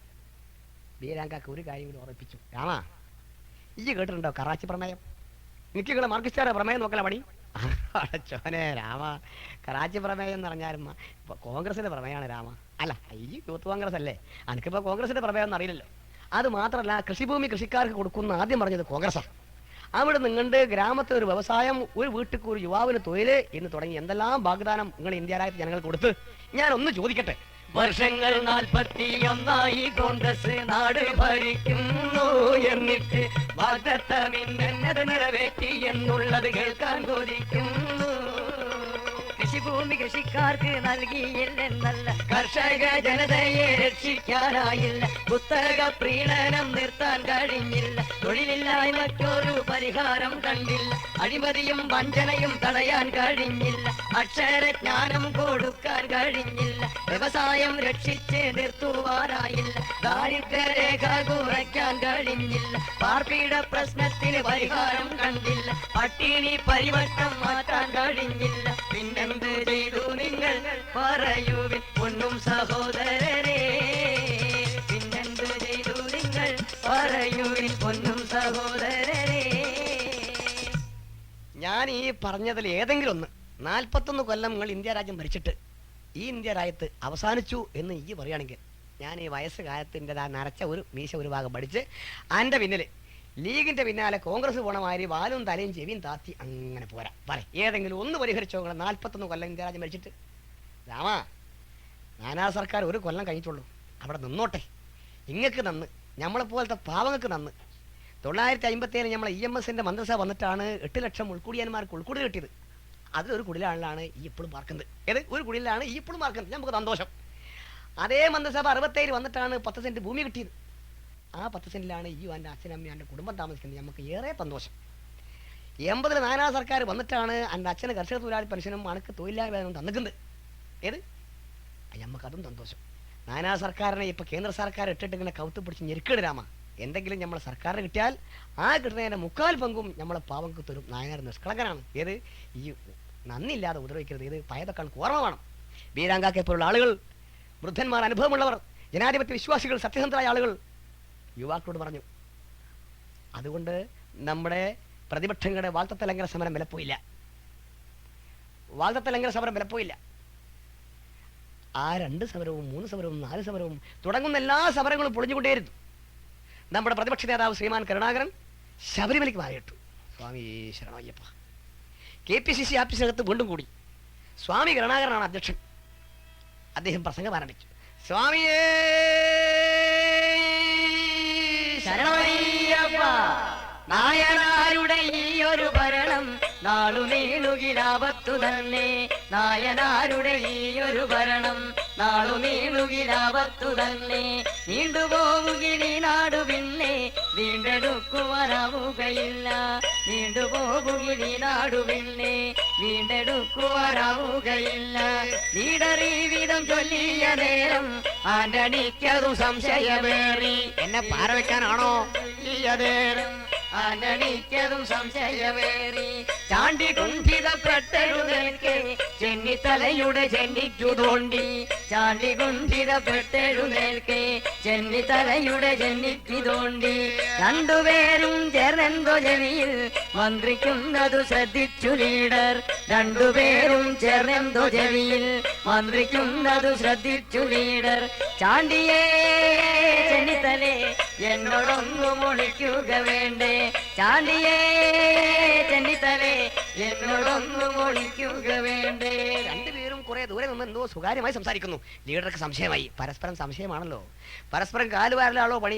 ഉമ്മൻചാണ്ടി ചെന്നിത്തലയെ വാരുമോ? ചെന്നിത്തല കരുണാകരനെ വാരുമോ? കരുണാകരൻ ആന്റണിയെ വാരുമോ? പരസ്പരം അവിശ്വാസം. അതുകൊണ്ടാണ് കരുണാകരൻ പറഞ്ഞത്, അവിടെ എവിടെ നിന്ന് വെറുതെ ഒന്നും പറയണ്ട. ആർക്കെങ്കിലും വല്ലതും പറയാനുണ്ടെങ്കിൽ ഇവിടെ വന്ന് നിന്ന് പറയാം. ഉമ്മൻചാണ്ടി അങ്ങോട്ട് കയറി കണ്ടുപിടിച്ച സമരപരിപാടി അവിടെ പറഞ്ഞു. നല്ല സമരം, അത് മതി. തിരുവനന്തപുരം പട്ടണത്തിലെ നിവാസികൾ നിരവധി സമരവും നിരവധി മുദ്രാവാക്യം കേട്ടവരാ. യൂത്ത് കോൺഗ്രസുകാരുടെ ആ മുദ്രാവാക്യം കേട്ട് അവർ അത്ഭുതപ്പെട്ടു പോയി. യൂത്ത് കോൺഗ്രസുകാർ അത് ആ മുദ്രാവാക്യം പിടിച്ചു പോകുന്നു. എല്ലാവരും ശ്രദ്ധിച്ചു. AKG ഞങ്ങളുടെ സ്വന്തം AKG, AKG ഞങ്ങളുടെ സ്വന്തം AKG, AKG ഞങ്ങളുടെ സ്വന്തം AKG, AKG ഞങ്ങളുടെ സ്വന്തം AKG. AKG സെന്ററിനകത്തുള്ള മാർക്സിസ്റ്റ് പാർട്ടി ആഫീസ് എടുത്തു കളയുക. AKG സെന്ററിനകത്തുള്ള മാർക്സിസ്റ്റ് പാർട്ടി ആഫീസ് എടുത്തു കളയുക. AKG സെന്ററിനകത്തുള്ള മാർക്സിസ്റ്റ് പാർട്ടി ആഫീസ് എടുത്തു കളയുക. AKG സെന്ററിനകത്തുള്ള മാർക്സിസ്റ്റ് പാർട്ടി ആഫീസ് എടുത്തു കളയുക. ആ ജാഥ അങ്ങനെ മുന്നോട്ട് പോയി. കേട്ടവർ അത്ഭുതപ്പെട്ടു പോയി.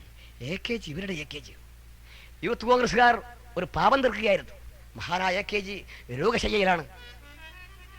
കേരളത്തിലെന്നല്ല, ഇന്ത്യ രാജ്യത്തുള്ള സർവ്വ തൊഴിലാളികളും സഖാവിന്റെ രോഗവിവരം അറിയാൻ അന്വേഷിക്കുന്നു. ഒരു പുരുഷായുസ് മുഴുവൻ പാവങ്ങൾക്ക് വേണ്ടി പടവെട്ടിയ മഹാനായ മനുഷ്യ സ്നേഹി. പാവങ്ങൾ എവിടെ കഷ്ടപ്പെടുന്നു? ജാതി നോക്കാതെ, മതം നോക്കാതെ, രാഷ്ട്രീയം നോക്കാതെ, തൻ്റെ ആരോഗ്യം മറന്നുകൊണ്ട് അവിടെ ഓടിയെത്താനുള്ള മഹാനായ മനുഷ്യൻ ആ സമരം ഏറ്റെടുത്ത് ആ സമരം വിജയിപ്പിക്കാൻ നിരാഹാര സമരം വരെ നടത്താനുള്ള മഹാനായ മനുഷ്യ സ്നേഹി. അദ്ദേഹം രോഗശൈലിയിലാണ്. അപ്പോഴാണ് ഈ കാബാലിയർ മുദ്രാവാക്യം വിളിച്ചത്. കാലൻ വന്ന് വിളിച്ചിട്ടും പോകാത്തന്തേ കോപാല. ആ മഹാഭാവമാണ് ഇന്ന് യൂത്ത് കോൺഗ്രസ്സുകാർ നടന്ന് വിളിച്ചു തീർക്കുന്നത്. AKG ഞങ്ങളുടെ സ്വന്തം AKG. AKG സെന്ററിനകത്തുള്ള മാർക്സിസ്റ്റ് പാർട്ടി ആഫീസ് എടുത്തു കളയണം. എന്നിട്ട് AKG സെന്റർ കൂടി നമ്മുടെ യൂത്ത് കോൺഗ്രസ്സുകാർക്ക് മദ്യനിരോധനം നടപ്പാക്കാനുള്ള കൂത്തറങ്ങാക്കി മാറ്റണം. അതിൻ്റെ ആവശ്യമായിരുന്നു. പക്ഷേ തൊഴിലാളി വർഗം ഒരു താക്കീത് കൊടുത്തു. AKG ആരാണെന്ന് ഒരു വട്ടം തിരിഞ്ഞു നിന്നാൽ ആലോചിച്ചിട്ട് അങ്ങോട്ട് പോയാൽ മതി. ഞങ്ങളുടെ അവസാനത്തെ തുള്ളി ചോരയും തീർന്നിട്ടേ ഈ മോഹം നിങ്ങൾ സാധിക്കുന്ന വർഗത്തിന്റെ ആകെയും അമരക്കാരൻ 1000 KG.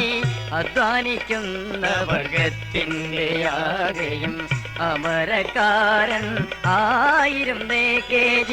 ആ മഹാമനുഷ്യന്റെ അന്ത്യാഭിലാഷമാം അത്യുന്നതമാം ഗവേഷണ സ്ഥാപനം. ആ മഹാമനുഷ്യന്റെ അന്ത്യാഭിലാഷമാം അത്യുന്നതമാം ഗവേഷണ സ്ഥാപനം. അധ്വാനിക്കുന്ന വർഗത്തിന്റെ ആകെയും അമരക്കാരൻ 1000 KG.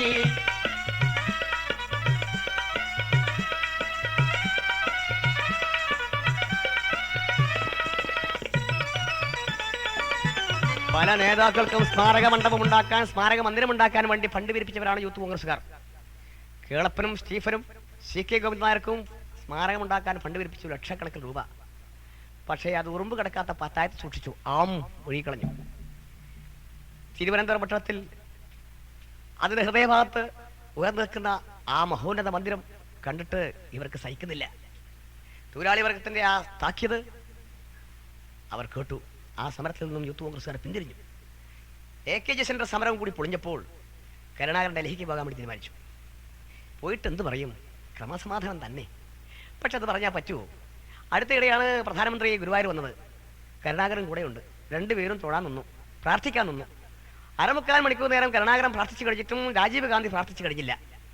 കരുണാകരൻ ഒളികണ്ടിട്ട് നോക്കിയപ്പോൾ അദ്ദേഹം പ്രാർത്ഥിക്കുകയല്ല, കാറ്റുകൊള്ളുക. വളരെ കാലമായി അഴിച്ചു വെക്കാത്ത ഇരുമ്പ് കുപ്പായം അഴിച്ചു വെച്ച് പ്രകൃതിയുടെ കാറ്റ് കൊണ്ടത് നാനാർ ഭരിക്കുന്ന കേരളത്തിൽ വന്നിട്ടാണ്. മാത്രമല്ല ബൂട്ടാ സിംഗ് കേരളത്തിൽ വന്നിട്ടുണ്ട്. അതുകൊണ്ട് ക്രമസമാധാനം പറഞ്ഞാൽ അത് വിശ്വസിക്കുമോ എന്നൊരു ശങ്ക. എങ്കിലും നാനാ സർക്കാരിനെ മറ്റു പല ഉപരോധങ്ങളും ഏർപ്പെടുത്തി കഴുത്ത് ഞെരിച്ച് പിടിച്ച് താഴെ ഇറക്കാനുള്ള ചില വിദ്യകളൊന്നും സ്വരൂപിച്ചാണ് കരുണാകരൻ ഡൽഹിയിലെത്തിയത്. റേസ് കോഴ്സ് റോഡിലെ 5-ാം നമ്പർ ബംഗ്ലാവിലെ കരുണാകരൻ കൂടെ കയറി ചെന്നു. ആ ബംഗ്ലാവിന്റെ വരാന്തയിൽ ബൂട്ടാ സിംഗ് ഇരിക്കുന്നു. നമ്മുടെ കേരളക്കാരുടെ ഭാഗ്യത്തിന് അദ്ദേഹത്തിന് മലയാളം പറയാം, നന്നായിട്ട് മലയാളം പറയും. രണ്ടുപേരും കണ്ടു. നമസ്കാരം. നമസ്കാരമുണ്ടു. കരുണാകരൻ എങ്ങനെ ഉണ്ടു? വീഴാറായോ? അടുത്ത് വീഴും. പിന്നെ ഒന്നുണ്ടു കേൾക്കണം ബൂട്ടാ സിംഗ്, ഒന്നുണ്ടു കേൾക്കണം ബൂട്ടാ സിംഗ്. നായനാർ കേറിയിരുന്ന പിന്നെ ഞാനന്തിക്കുന്നോളം ഉറങ്ങിയിട്ടില്ല. നായനാർ കേറിയിരുന്ന പിന്നെ ഞാനന്തിക്കുന്നോളം ഉറങ്ങിയിട്ടില്ല.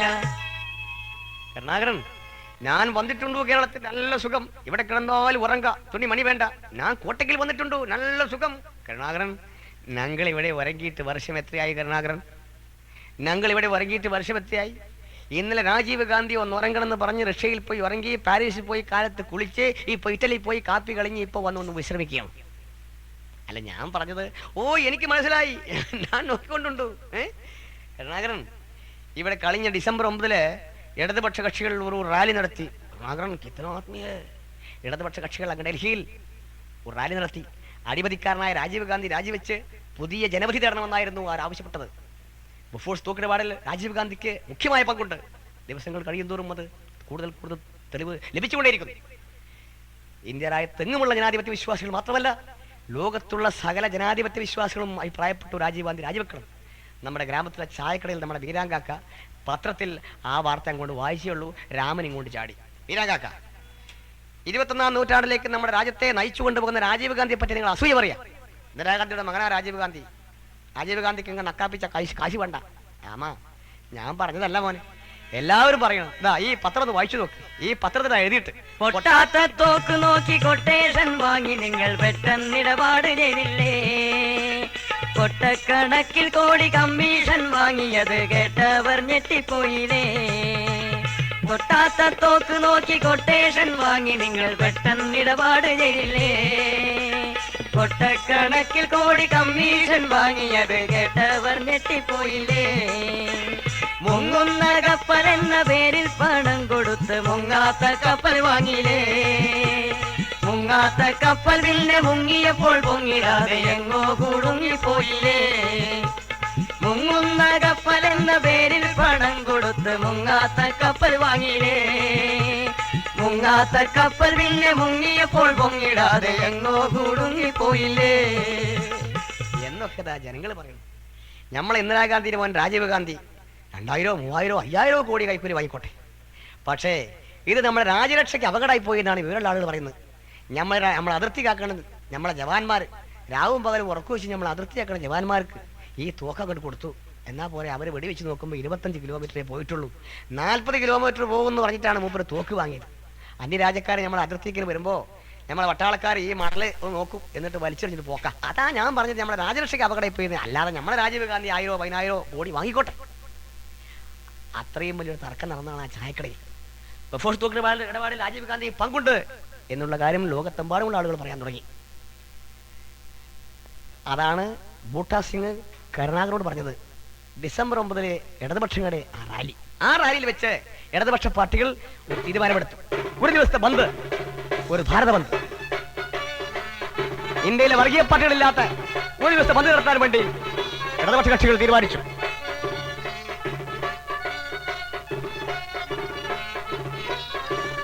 ഒന്നിച്ചൊന്നായി ജനതതി, ഒന്നിച്ചൊന്നായി അഴിമതി ഭരണത്തിനെതിരായിട്ടൊന്നിച്ചൊന്നായി. ഒന്നിച്ചൊന്നായി ജനതതി, ഒന്നിച്ചൊന്നായി അഴിമതി ഭരണത്തിനെതിരായിട്ടൊന്നിച്ചൊന്നായി.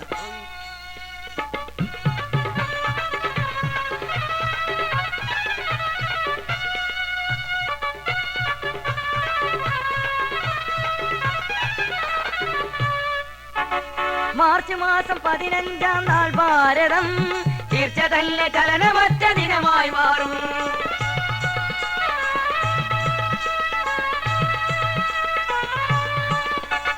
മാർച്ച് മാസം 15-ാം നാൾ ഭാരതം തീർച്ച തന്നെ ചലനമറ്റ ദിനമായി മാറും.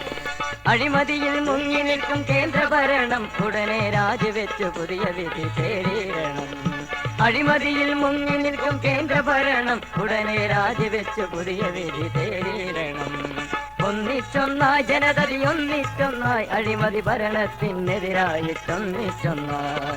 ഒന്നിച്ചൊന്നായി ജനതതി, ഒന്നിച്ചൊന്നായി അഴിമതി ഭരണത്തിനെതിരായിട്ടൊന്നിച്ചൊന്നായി.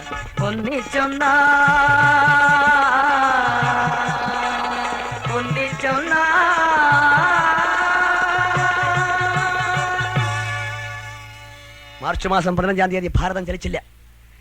BJP ഇല്ലെങ്കിൽ ബന്ദ് പരാജയപ്പെടുമെന്ന് പറഞ്ഞവർ നിരാശരായി. BJPയെ പോലുള്ള വർഗീയ കക്ഷികൾ ഇന്ത്യ രാജ്യത്ത് വെറും കടലാസുപുരികളാണെന്ന് ജനങ്ങൾക്ക് ബോധ്യപ്പെട്ടു. ആ വിവരമാണ് ബൂട്ടാ സിംഗ് കരുണാകരനോട് പറഞ്ഞത്.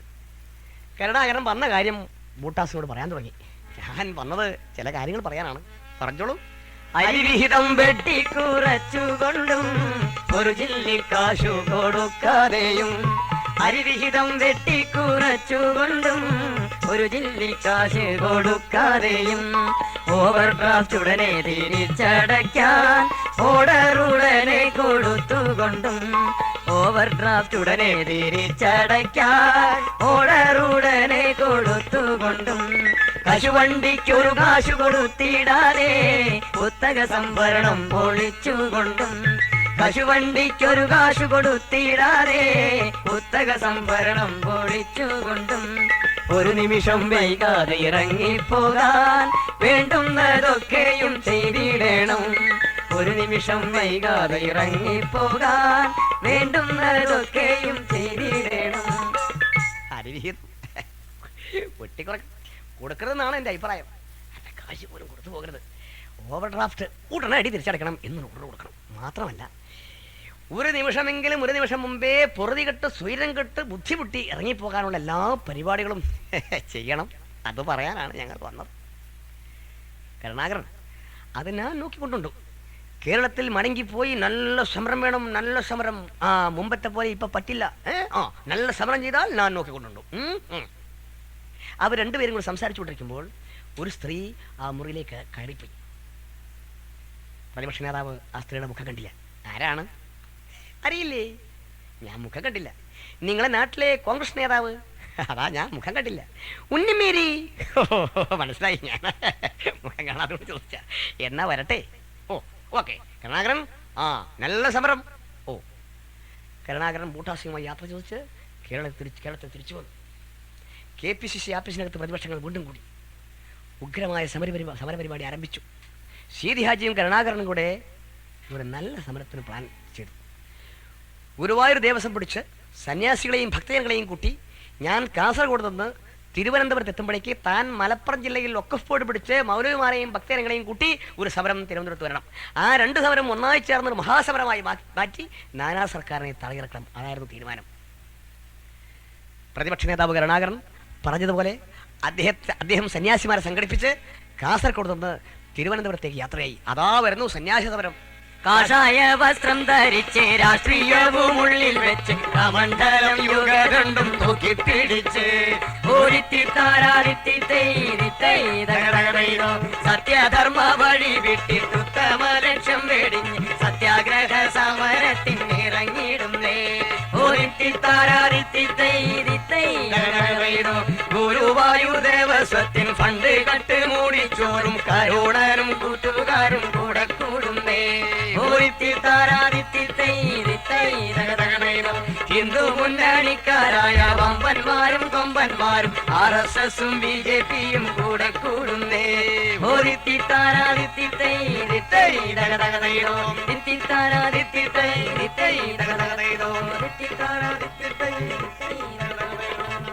ആ സമരം അങ്ങനെ മുന്നോട്ട് പോയി. യഥാർത്ഥ ഭക്തജനങ്ങളും സന്യാസിമാരും മുഖത്ത് വിരവെച്ചു. കൃഷ്ണ, വാസുദേവ, ഗുരുവായൂരപ്പ, ഇവരെന്താണ് ചെയ്യുന്നത്? സന്യാസിമാർ രാഷ്ട്രീയത്തിൽ വന്നിരിക്കുന്നു. സന്യാസിമാർക്കെന്ന് രാഷ്ട്രീയം, എന്ന് കോൺഗ്രസ്, എന്ന് മാർക്സിസ്റ്റ്, എന്ന് പാർട്ടി, അവർക്കെല്ലാം ഒന്ന് കാമക്രോധ ലോപമോഹാദികൾ വെടിഞ്ഞവരാണ് സന്യാസിമാർ.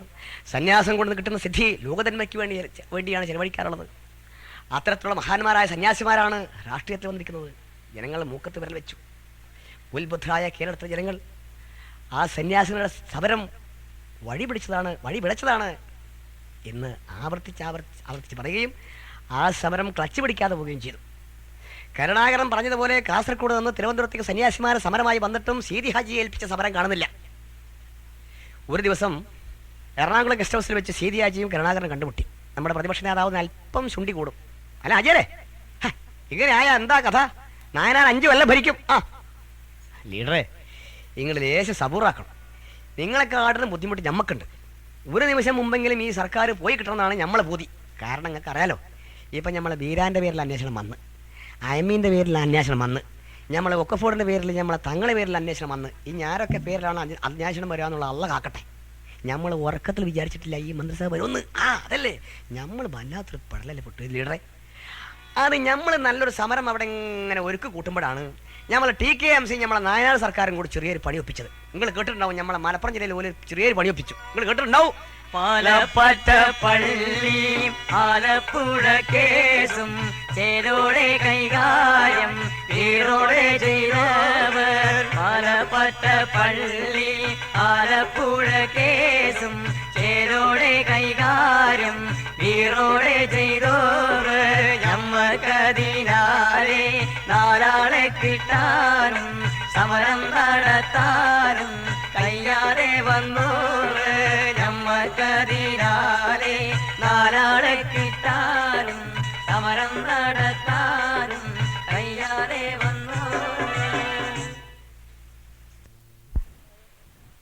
നമ്മൾ ബംഗ്ലാവ് നോക്കിയാൽ കാണാം പാലപ്പറ്റ പള്ളി. അത് ഇതുവരെ പൂട്ടിക്കിടക്കിരുന്നല്ലോ. അപ്പോൾ ആ പള്ളീൻ്റെ അകത്തിരുന്നിട്ടായിരുന്നു നമ്മളെ ഗോവിന്ദഗണേശ്വരം രാഘവനേശ്വരം ചുട്ടു വെച്ചിരുന്നത്. അതൊക്കെ തുറന്ന് പിടിച്ച് ആളുകളൊക്കെ ജമായൊക്കെ കൂടി സന്തോഷമായി. അങ്ങനെ നിൽക്കുമ്പോൾ നമ്മളിപ്പോൾ ഒരു സമരത്തിന് വിളിച്ചാൽ ആളെ കിട്ടൂല. നമ്മൾ ബംഗ്ലാവ് നോക്കിയാൽ കാണാം പാലപ്പറ്റ പള്ളി. അത് മാത്രമല്ല, നമ്മൾ ആലപ്പുഴ കേസിൽ 10-300 നിരപരാധികൾ ഇങ്ങനെ നമ്മൾ ഇസ്ലാമീൻ്റെ ഇങ്ങനെ കിടന്ന് ഇടങ്ങറ വരുന്നില്ല. അപ്പോഴാണല്ലോ നമ്മൾ നാനാ സർക്കാർ അവരൊക്കെ കേസിൽ നിന്ന് ഒഴിവാക്കിയിട്ട് അതും ആ സന്തോഷം എല്ലാം കൂടി ഇപ്പോൾ ആ സന്തോഷത്തിലാണ് ജനങ്ങൾ. ഇപ്പോൾ ഈ സമയത്ത് നമ്മളൊരു സമരത്തിന് വിളിച്ചാൽ ലേശം ഒരു ബുദ്ധിമുട്ടുണ്ട്. അത് നിങ്ങൾ ബേജാറാവണ്ട. ഒരു 2 മാസം കഴിഞ്ഞാൽ ഞാൻ നല്ലൊരു സമരം തിരുവനന്തപുരത്ത് ഉടനെ എത്തിച്ചേരാം. കാരണം നിങ്ങൾക്ക് അറിയാലോ, മറവി എന്നൊരു സംഗതി ഇല്ലെങ്കിൽ ലീഗ് എന്ന് പറഞ്ഞൊരു കക്ഷിയില്ല. അത് നിങ്ങൾക്ക് അറിയാലോ. കാരണം 957 നമ്മൾ EMSന്റെ മന്ത്രിസഭ വന്നിട്ടാണ് നമുക്ക് പള്ളിയും മന്ത്രിസഭ എടുക്കാനുള്ള സ്വാതന്ത്ര്യമൊക്കെ തന്നത്. പിന്നെ അതേമാതിരി തന്നെ ആ മന്ത്രിസഭകളെ നമുക്ക് ഇപ്പോൾ 10 MSPക്കാരുണ്ടെങ്കിൽ ഒരു ഇസ്ലാമിൻ്റെ MSP ആണെന്നൊക്കെ ആ മന്ത്രിസഭകളെ പാസ്സാക്കിയത്. അപ്പോൾ അത്ര വലിയ വലിയ ഉപകാരമൊക്കെ നമ്മളെ ആൾക്കാർ മറന്നില്ലേ. അപ്പോൾ ഇത് അതിലും വലിയ ഉപകാരമൊന്നും അല്ല. ഇതൊക്കെ ജനങ്ങൾ മറന്നോളും. അതാ ഞാൻ പറഞ്ഞത്, മറവി എന്ന് പറഞ്ഞൊരു സംഗതി ഇല്ലെങ്കിൽ ലീഗ് എന്ന് പറഞ്ഞൊരു കക്ഷിയില്ല. അപ്പം കൊണ്ട് 2 മാസത്തെ ഇട നമുക്ക് തരണം. 2 മാസം കഴിഞ്ഞാൽ നമ്മൾ നല്ലൊരു സമരം തിരുവനന്തപുരത്ത് കൊണ്ടെത്തിച്ചേരാം. ഏത് ഒക്കപ്പോട് പിടിച്ച് കേരളത്തിലെ തെരുവീഥികളിൽ ചോരപ്പുഴ ഒഴുക്കാനായിരുന്നു കരുണാകരൻ്റെയും സീതി ഹാജിയുടെയും പ്ലാൻ. പക്ഷേ ഉത്ബുദ്ധരായ കേരളത്തിലെ ജനങ്ങൾ അതിന് സന്ദർഭം നൽകിയില്ല. ആ ചായക്കടയിൽ വെച്ച് നമ്മുടെ ബീരാങ്കാക്കിയും പോക്കരും അന്ന് തമ്മിൽ തെറ്റിയതാണ്. സാധാരണ പോലെ ബീരാക്കൊക്കെ അങ്ങോട്ട് കയറി സലാം ചൊല്ലി. സലാമലൈക്കും. മതി, നിങ്ങളെ സലാം വേണ്ട, നമ്മളെ ലോകം വേണ്ട. അതെന്താ പോക്കരെ, നിങ്ങളെ നായനാർ സർക്കാർ നിങ്ങളെ മാർക്സിസ്റ്റ് പാർട്ടിയും ഇസ്ലാമിനെതിരാണെന്ന് ഇപ്പം നമുക്ക് ബോധ്യപ്പെട്ടു. അതെന്തേ അങ്ങനെ മതിയെന്ന് ഇന്ന് കാരണം പറ. ഞങ്ങളെ തങ്ങളെ കൊയിലാണ്ടിൽ നിന്ന് കോഴിക്കോട്ടേക്ക് വരാൻ അത്ര പോകുന്നൊരു കാർ വാങ്ങിയത്, അത്ര നോക്കി ഇത്ര പോകുന്നൊരു കാർ. അതിനല്ലേ നിങ്ങൾ ഒക്കെ ഫോർഡ് പിരിച്ചിടാൻ പറഞ്ഞത്? നിങ്ങൾ ടി കെ എം സിക്ക് 11 കാറില്ലേ, നിങ്ങൾ അച്യുതാനന്ദന് 47 കാറില്ലേ, നിങ്ങൾ ഇ എം എസിന് 50 കാറില്ലേ? അല്ല എവിടുന്നേ പോക്കരാണ് ഈ കണക്കൊക്കെ കിട്ടി? അല്ല ഈ കണക്ക് പറയണ കണക്കേ പടച്ചോനെ, നാവിന് എല്ല് കൊടുക്കാത്തത് വലിയൊരു ജമ്മാന്തരയിപ്പിൽ. ഏത് പോക്കരെ, ഞങ്ങളെ നേതാക്കൾക്ക് എത്ര കാറുണ്ട് എന്നുള്ളതൊക്കെ ജനങ്ങൾക്ക് നന്നായിട്ടറിയാം. ജനങ്ങളിൽ നിന്ന് മറച്ചു വെച്ച് ഞങ്ങൾക്കൊരു കാര്യമില്ല. ഏത് ഇപ്പൊ ഈ കൈകൊണ്ട് ഇങ്ങനെ കാണിച്ചപ്പോൾ ആ കാറിന്റെ വലിപ്പം കുട്ടികൾ കളിക്കുന്ന ഒരു കാറാണോ എന്ന് എനിക്ക് തോന്നിപ്പോയി. അല്ല മമ്മതെ, ഞാൻ ഒന്ന് ചോദിക്കട്ടെ, 1 ലക്ഷം റുപ്യേൻ്റെ ഒരു കാറും 1.5 ലക്ഷം റുപ്യേൻ്റെ എയർ കണ്ടീഷൻ വാങ്ങിയാൽ അത് ഇത്രേ വലിപ്പം ഉണ്ടാവുള്ളൂ? അതൊക്കെ പോട്ടെ, ഈ കാശ് കാറ് വാങ്ങാനുമുള്ള കാശാണോ? ഇത് എത്തിമക്കളെ കാശല്ലേ? എന്താണ് ഈ കാശ് എന്ന് ഈ മനസ്സിലാക്കിയിട്ടുണ്ടോ പോക്കരെ? മുസ്ലിം സമുദായത്തിൽ ദുരിതം അനുഭവിക്കുന്നോർക്കും, മുക്രിമുല്ല കുഷ്ഠരോഗികൾ വിധവകളായോർക്കും, മുസ്ലിം സമുദായത്തിൽ ദുരിതം അനുഭവിക്കുന്നോർക്കും, മുക്രിമുല്ല കുഷ്ഠരോഗികൾ വിധവകളായോർക്കും, ഏറെ കഷ്ടത അനുഭവിക്കും യതീമായുള്ളോർക്കും, ഏകുവാനായി ഏറ്റുവാങ്ങിയ ഫണ്ടതെന്ത് ചെയ്ത്, ഏറെ കഷ്ടത അനുഭവിക്കും യതീമായുള്ളോർക്കും, ഏകുവാനായി ഏറ്റുവാങ്ങിയ ഫണ്ടതെന്ത് ചെയ്ത് എന്നൊരൊറ്റ വാക്ക് ടി കെ എം ചോദിച്ചിട്ടുള്ളൂ. കണക്ക് എവിടെയാന്ന് ചോദിച്ചാൽ അതിന്റെ അർത്ഥം ഇസ്ലാമിനെതിരെന്നാണോ? പോക്കരെ ഇയ്യ് പറ, ഇന്നക്കോടില് മതം പഠിച്ചതാണല്ലോ ഇയ്യ്. അല്ല ഇറക്കര് വിലയാണ് കേൾക്കത്. നമ്മളെ ഇസ്ലാമിന്റെ കണക്ക് ഏതുപോലെ കണക്കാക്കേണ്ട കണക്കാണ് പോക്കരെ, അനക്കറിയില്ലേ? കണക്ക് പോലെ കണക്കാക്കേണ്ട കണക്കാണ് ഇസ്ലാമിന്റെ കണക്ക് എന്നുള്ള ആ കണക്ക് അനക്കറിയില്ലേ പോക്കരെ?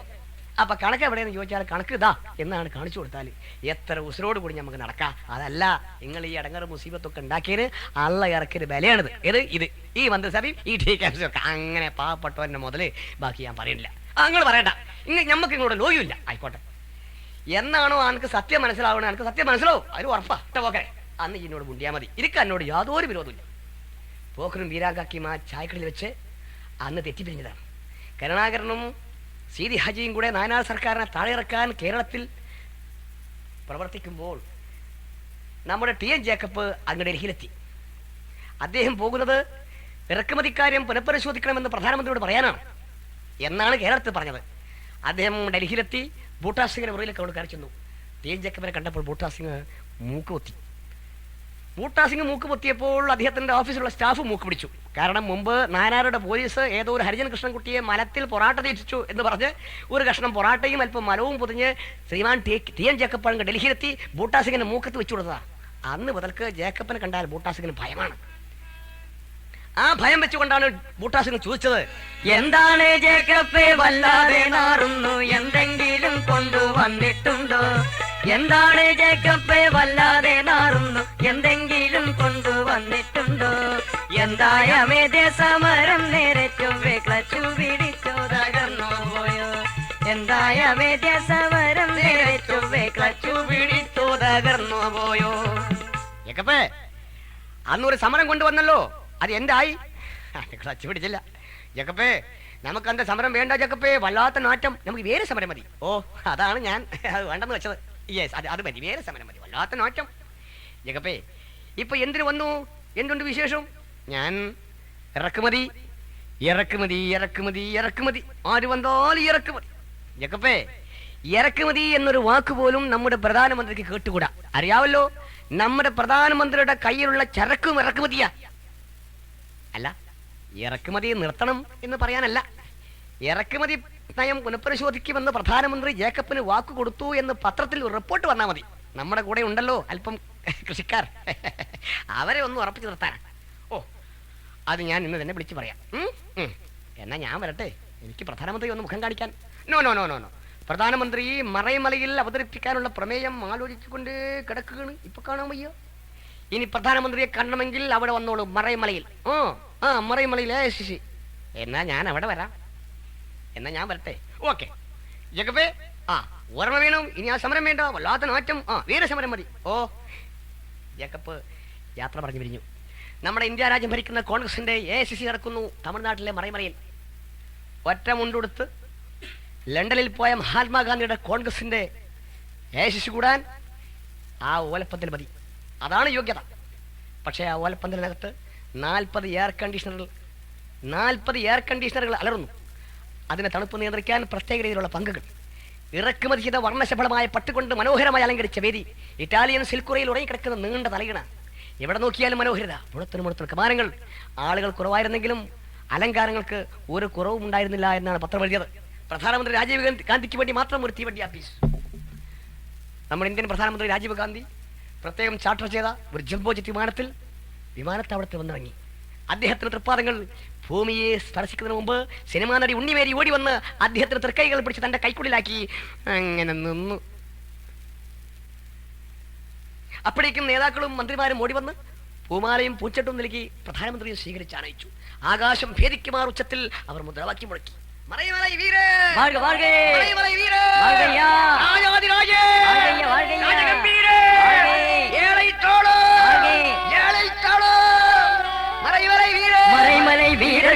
வாழ்கையா,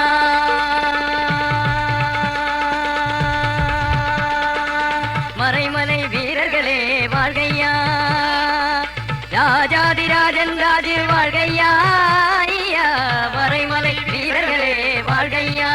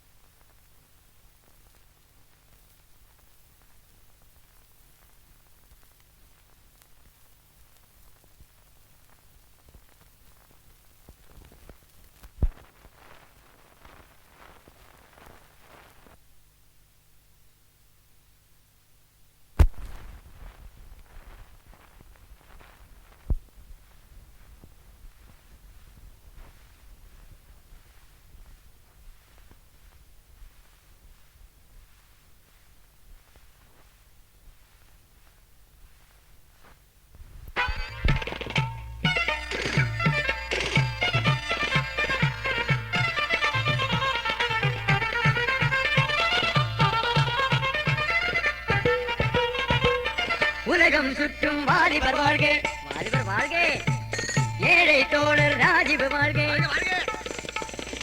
உலகம் சுற்றும் வாலிபர் வாழ்க, ஏழை தோழர் ராஜீவ் வாழ்க, நடிகர் திலகம் வாழ்க, உண்ணிமேரி வாழ்க வாழ்க, நடிகர் திலகம் வாழ்க, உண்ணிமேரி வாழ்க வாழ்க. ஓ போர்ஸ் வீரர்களே வாழ்கையா, ஓ போர்ஸ் வீரர்களே வாழ்கையா, வாழ்க வாழ்க, ஓ போர்ஸ் வீரர்களே வாழ்கையா. கம்ப்யூட்டர் நாயகரே வாழ்கையா, திமிங்கல காப்பாத்தவரே வாழ்கையா, திமிங்கலத்தை காப்பாத்தவரே வாழ்க, திமிங்கலத்தை காப்பாத்தவரே வாழ்கையா, ராஜாதிராஜன் ராஜு வாழ்கையா, மறைமலை வீரர்களே வாழ்கையா. എല്ലാവരും കൂടി അദ്ദേഹത്തെ ആ തീവണ്ടി ആഫീസിലേക്ക് ആനയിച്ചു. 2ാം ക്ലാസ് എന്ന് എഴുതി ഒട്ടിച്ച ആ എയർ കണ്ടീഷൻ മുറിയിൽ രാജീവ് ഗാന്ധി കയറി. ഇന്ത്യ രാജ്യത്തെ 2ാം ക്ലാസ് തീവണ്ടി യാത്രക്കാരുടെ കഷ്ടപ്പാടുകളും ബുദ്ധിമുട്ടുകളും നേരിട്ട് അനുഭവിക്കാൻ വേണ്ടി അതിനകത്ത് വൈജന്തിമാലയും മൂപ്പനാരും കയറി. ആ എയർ കണ്ടീഷൻ ചെയ്ത തീവണ്ടി മുറി അരിച്ചരിച്ച് സാവധാനം മറയമലയിലെത്തി. നമ്മുടെ ഇന്ത്യൻ പ്രധാനമന്ത്രി രാജീവ് ഗാന്ധി അതിൽ നിറങ്ങി ആ മനോഹരമായി അലങ്കരിച്ച് വേദിയിൽ കയറി നിന്നു. ഇന്ത്യ രാജ്യത്തിലെ 82 കോടി ജനങ്ങളും അദ്ദേഹത്തിന്റെ കണ്ണുകളിലേക്ക് ഉറ്റുനോക്കി. ദാരിദ്ര്യം അനുഭവിക്കുന്നവർ, കഷ്ടപ്പെടുന്നവർ, വിദ്യാഭ്യാസമില്ലാത്തവർ, പാർപ്പിടമില്ലാത്തവർ, ഒരു നേരത്തിന് ആഹാരമില്ലാത്തവർ, രോഗികൾ, കഷ്ടപ്പെടുന്ന എല്ലാ ജനങ്ങളും അദ്ദേഹത്തിന്റെ കണ്ണുകളിലേക്ക് അദ്ദേഹം എന്തെങ്കിലും പറയും. അദ്ദേഹത്തിന്റെ വായിൽ നിന്ന് ഒരക്ഷരം പുറത്തുവിടാൽ അവർക്ക് സ്വർഗമാണ്. ചുരുങ്ങിയത് ഇന്ത്യ രാജ്യത്തെ കൃഷിഭൂമി കൃഷിക്കാർ കൊടുത്തിരിക്കുന്നു എന്ന് അദ്ദേഹം പറയും. മിച്ചഭൂമി തൊഴിലില്ലാത്തവർക്ക് ഞാൻ നൽകിയിരിക്കുന്നു എന്ന് അദ്ദേഹം പറയും. ഒന്നുമില്ലെങ്കിൽ ഇന്ത്യ രാജ്യത്തെ കർഷക തൊഴിലാളികൾക്ക് ഏകീകരിച്ച ഒരു കൂലി വ്യവസ്ഥ ഞാൻ നടപ്പാക്കിയിരിക്കുന്നു എന്നെങ്കിലും അദ്ദേഹം പറയും. അങ്ങനെ പലതും മോഹിച്ചുകൊണ്ട് ഇന്ത്യൻ പ്രധാനമന്ത്രിയുടെ ഹൃദയത്തിലേക്ക് ഇന്ത്യ രാജ്യത്തെ ജനങ്ങൾ നോക്കിക്കൊണ്ടിരിക്കുന്നു. അദ്ദേഹം ആ വേദിയിൽ കയറി നിന്നു, പ്രസംഗം ആരംഭിച്ചു. ഞാൻ ഇന്ത്യ രാജ്യം ഭരിക്കുന്നത് എൻ്റെ അമ്മയും എൻ്റെ മുത്തച്ഛനും ഭരിച്ചതുപോലെയല്ല. ഞാൻ ഈ രാജ്യത്തിലെ പാവപ്പെട്ടവരെ കാണുന്നു, തൊഴിലില്ലാത്തവരെ കാണുന്നു, പട്ടിണിക്കാരനെ കാണുന്നു. ഈ രാജ്യത്തിലെ മഹാഭൂരിപക്ഷം വരുന്ന തൊഴിലില്ലാത്തവരെ രക്ഷിക്കാൻ വേണ്ടി ഞാനൊരു സാധനം കൊണ്ടുവന്നിട്ടുണ്ട്. അത് ഇവിടെ വെച്ച് ഞാൻ ഇന്ത്യ രാജ്യത്തിലെ തൊഴിലില്ലാത്തവർക്ക് തരുന്നു. ബേക്കാരി ഹഠാവോ.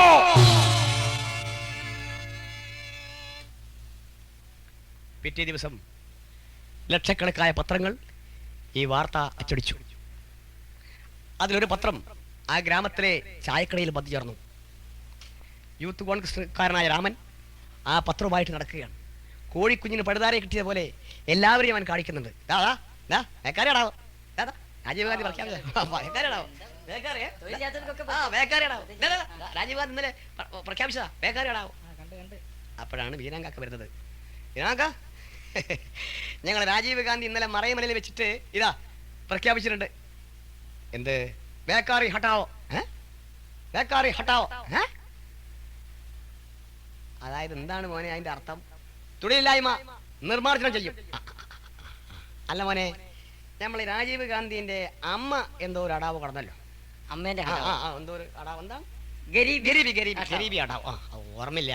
കാരണം അത് മാത്രല്ല, ഈ കുട്ടി നമ്മൾ രാജീവ് കുട്ടി തൃശ്ശൂർ വെച്ച് വേറെന്തോ ഒരു അയ്യോ ആവോ എന്തോന്ന് പറഞ്ഞല്ലോ. എന്താണ്? ഭാരതവനാവോ. ഇതൊക്കെ മറക്കാണ്. കാരണം എല്ലാം ഈ അയ്യോ ആവോ ഠാവോ ആവോ ഒക്കെയാണല്ലോ, ഒരേ മാതിരിയാണല്ലോ. അപ്പൊ നമ്മൾ ഓർമ്മയിൽ നിൽക്കൂല. ഇവരൊന്നും പറയാഞ്ഞാൽ മതിയായിരുന്നു റബ്ബേ.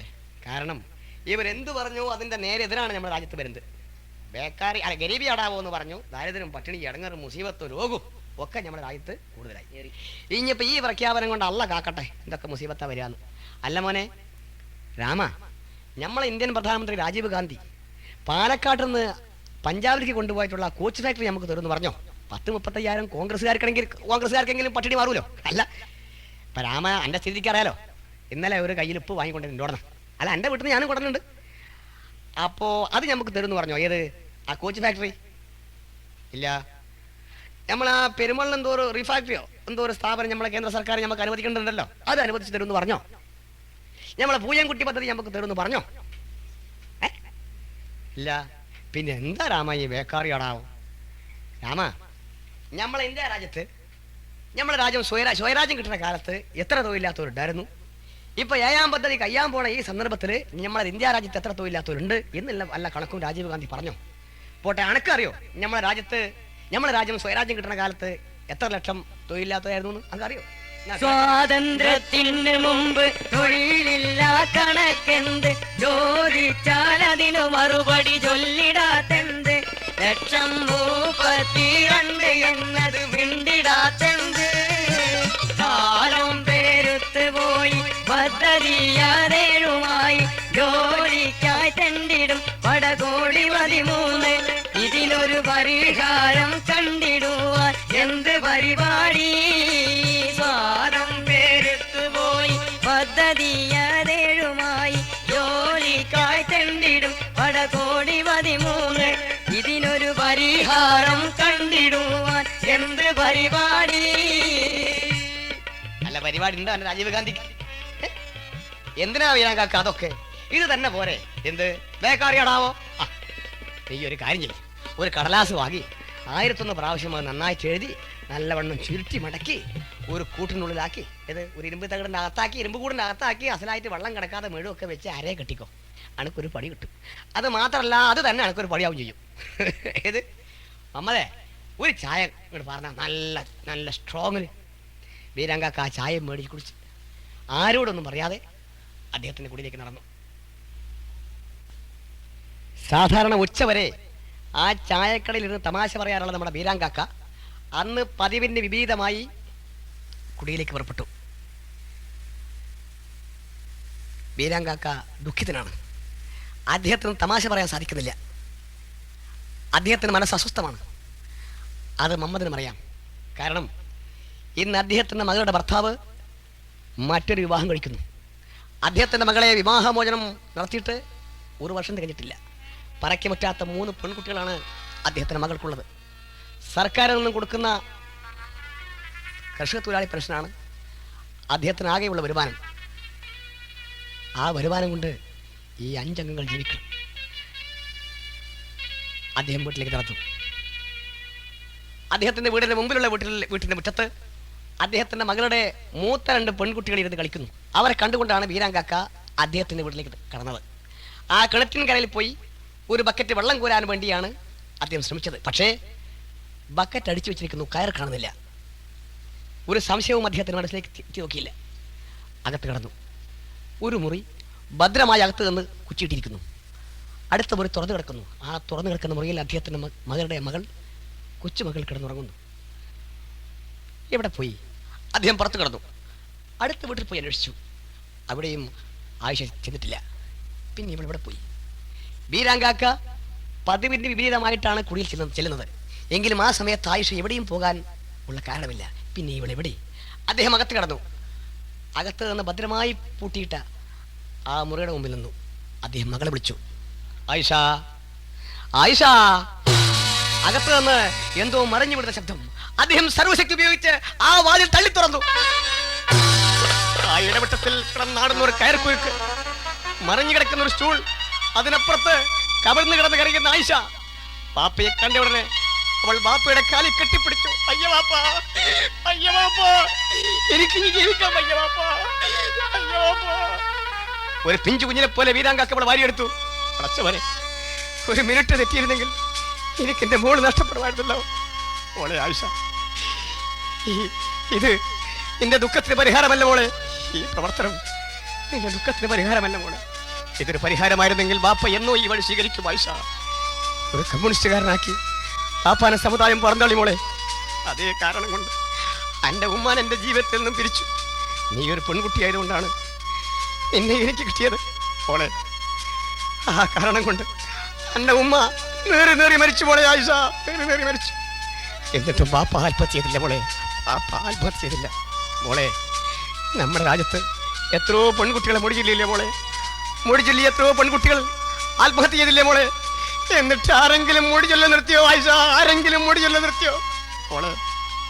നീ കേട്ടിട്ടില്ലേ, വടക്കേ ഇന്ത്യയിൽ പെണ്ണുങ്ങളെ ബലാത്സംഗം ചെയ്ത് കൊല്ലുന്നു, കൂട്ടബലാത്സംഗം ചെയ്ത് കൊല്ലുന്നു. ഭർത്താവ് മരിച്ച സ്ഥിരയിൽ സ്ത്രീകളെ കെട്ടിയിട്ട് കൊല്ലുന്നു മോളെ, ചുട്ടുകൊല്ലുന്നു. നമ്മുടെ രാജ്യത്ത് മനുഷ്യർക്ക് വിലയില്ല മോളെ, വിലയില്ല. ഇത് പെണ്ണുങ്ങളെ കുറ്റല്ല മോളെ ആയിഷ, ഇത് പെണ്ണുങ്ങളെ കുറ്റല്ല. ഈ സാമൂഹ്യ വ്യവസ്ഥയുടെ കുറ്റം, ഈ സാമൂഹ്യ വ്യവസ്ഥയുടെ കുറ്റം മോളെ. ഈ സാമൂഹ്യ വ്യവസ്ഥയെ മാറ്റി തീർക്കണം. അതിനാണ് വാപ്പ ഈ വയസ്സുകാലത്തും പ്രവർത്തിച്ചുകൊണ്ടിരിക്കുന്നത്. മാറും മോളെ ആയിഷ, മാറും. ഈ വ്യവസ്ഥിതി മാറും. പുതിയൊരു വ്യവസ്ഥിതി വരും മോളെ, പുതിയൊരു വ്യവസ്ഥിതി. മോള് അങ്ങനെ ചിന്തിക്കരുത്, അങ്ങനെ ചിന്തിക്കരുത്. പാപ്പാന്റെ കുട്ടി ഇനിമേൽ അങ്ങനെ ചിന്തിക്കരുത്. വാക്കുകൾക്ക് അർത്ഥമില്ലാത്ത നിമിഷവും അങ്ങനെ ഇഴഞ്ഞു നീങ്ങി. ആ സമയത്ത് അങ്ങ് ദൂരെ നിന്ന് ഒരു മുദ്രാവാക്യം അദ്ദേഹത്തിന്റെ കാതുകളിൽ വന്നലച്ചു. ഇൻക്വിലാബ് സിന്ദാബാദ്, ഇൻക്വിലാബ് സിന്ദാബാദ്, മാർക്സിസ്റ്റ് പാർട്ടി സിന്ദാബാദ്, മാർക്സിസ്റ്റ് പാർട്ടി സിന്ദാബാദ്, ഇഎംഎസ് സിന്ദാബാദ്, ഇഎംഎസ് സിന്ദാബാദ്, 13ാം പാർട്ടി കോൺഗ്രസ് സിന്ദാബാദ്, 13ാം പാർട്ടി കോൺഗ്രസ് സിന്ദാബാദ്, 13ാം പാർട്ടി കോൺഗ്രസ് സിന്ദാബാദ്, 13ാം പാർട്ടി കോൺഗ്രസ് സിന്ദാബാദ്, രക്തസാക്ഷികൾ സിന്ദാബാദ്. മോളെ ആയിഷ, പാപ്പാക്ക് ആ ജാഥയ്ക്ക് പോകണം. ആ ജാഥക്കാർ പാപ്പാനെ കാത്തു നിൽക്കും മോളെ. എല്ലാ ദുഃഖവും അനുഭവിക്കുന്ന മനുഷ്യരുടെ ജാഥയാണ് മോളെ ആ വരുന്നത്. എല്ലാ ദുഃഖവും അനുഭവിക്കുന്ന മനുഷ്യരുടെ ജാഥ മോളെ. ഈ ഭൂമിയിൽ സ്വർഗം സൃഷ്ടിക്കുന്ന തൊഴിലാളി വർഗത്തിന്റെ ജാഥയാണ് മോളെ ആ വരുന്നത്. പാപ്പ പോട്ടെ മോളെ, മോളൊന്നും ചെയ്യരുത്. എന്നെ വിശ്വസിച്ചാണ് പാപ്പ പോകുന്നത്. വീരാങ്കാക്ക ആ ജാഥയിൽ പങ്കെടുക്കാൻ വേണ്ടി അങ്ങോട്ട് നടന്നു. ആ മുറിയിൽ ഉടങ്ങി കിടക്കുന്ന കൊച്ചുമകളെ വാരിയെടുത്ത് തുരുതുരാ ചുംബിച്ച് തന്റെ ജമയിൽ ടായിഷയും പാപ്പയുടെ കൂടെ നടന്നു. പാപ്പാ, ഞാനും വരുന്നു, പാപ്പാ, ഞാനും വരുന്നു. പാപ്പാക്ക് സന്തോഷമായി. നടക്ക് മോളെ, നടക്ക്. 10 പെറ്റ അമ്മമാരെ വീരമാതാക്കളായി അംഗീകരിക്കുന്ന പ്രസ്ഥാനത്തിന്റെ ജാഥയാണ് മോളെ ആ പോകുന്നത്. നടക്ക് മോളെ, ആ ജാഥയിലേക്ക്. നമ്മളെ ജാഥ മോളെ, നടക്ക്. പാപ്പയും മകളും ആ ജാഥയിൽ പങ്കെടുക്കാൻ അങ്ങോട്ട് പോയി. അവർ രണ്ടുപേരും ആ ജാഥയിൽ ചേർന്നു. ആ ജാഥയിൽ വൃദ്ധന്മാരുണ്ട്, കുട്ടികളുണ്ട്, സ്ത്രീകളുണ്ട്, എല്ലാവരും ഉണ്ട്. മാത്രമല്ല പല നാടൻ കലാപരിപാടികളും ആ ജാഥയിലുണ്ട്. എല്ലാ ദുഃഖവും മറന്നൊന്ന് ആഹ്ലാദിക്കാൻ വീരാങ്കാക്ക ആ കോൽക്കളിക്കാരുടെ കൂടെ കൂടി 2 കോല് കളിച്ചുകൊണ്ട് മുന്നോട്ട് പോയിക്കൊണ്ടിരിക്കുകയാണ്. നാട്ടിൽ നല്ലൊരു ഭരണം നിലവിൽ വന്നേ, നാട്ടിൽ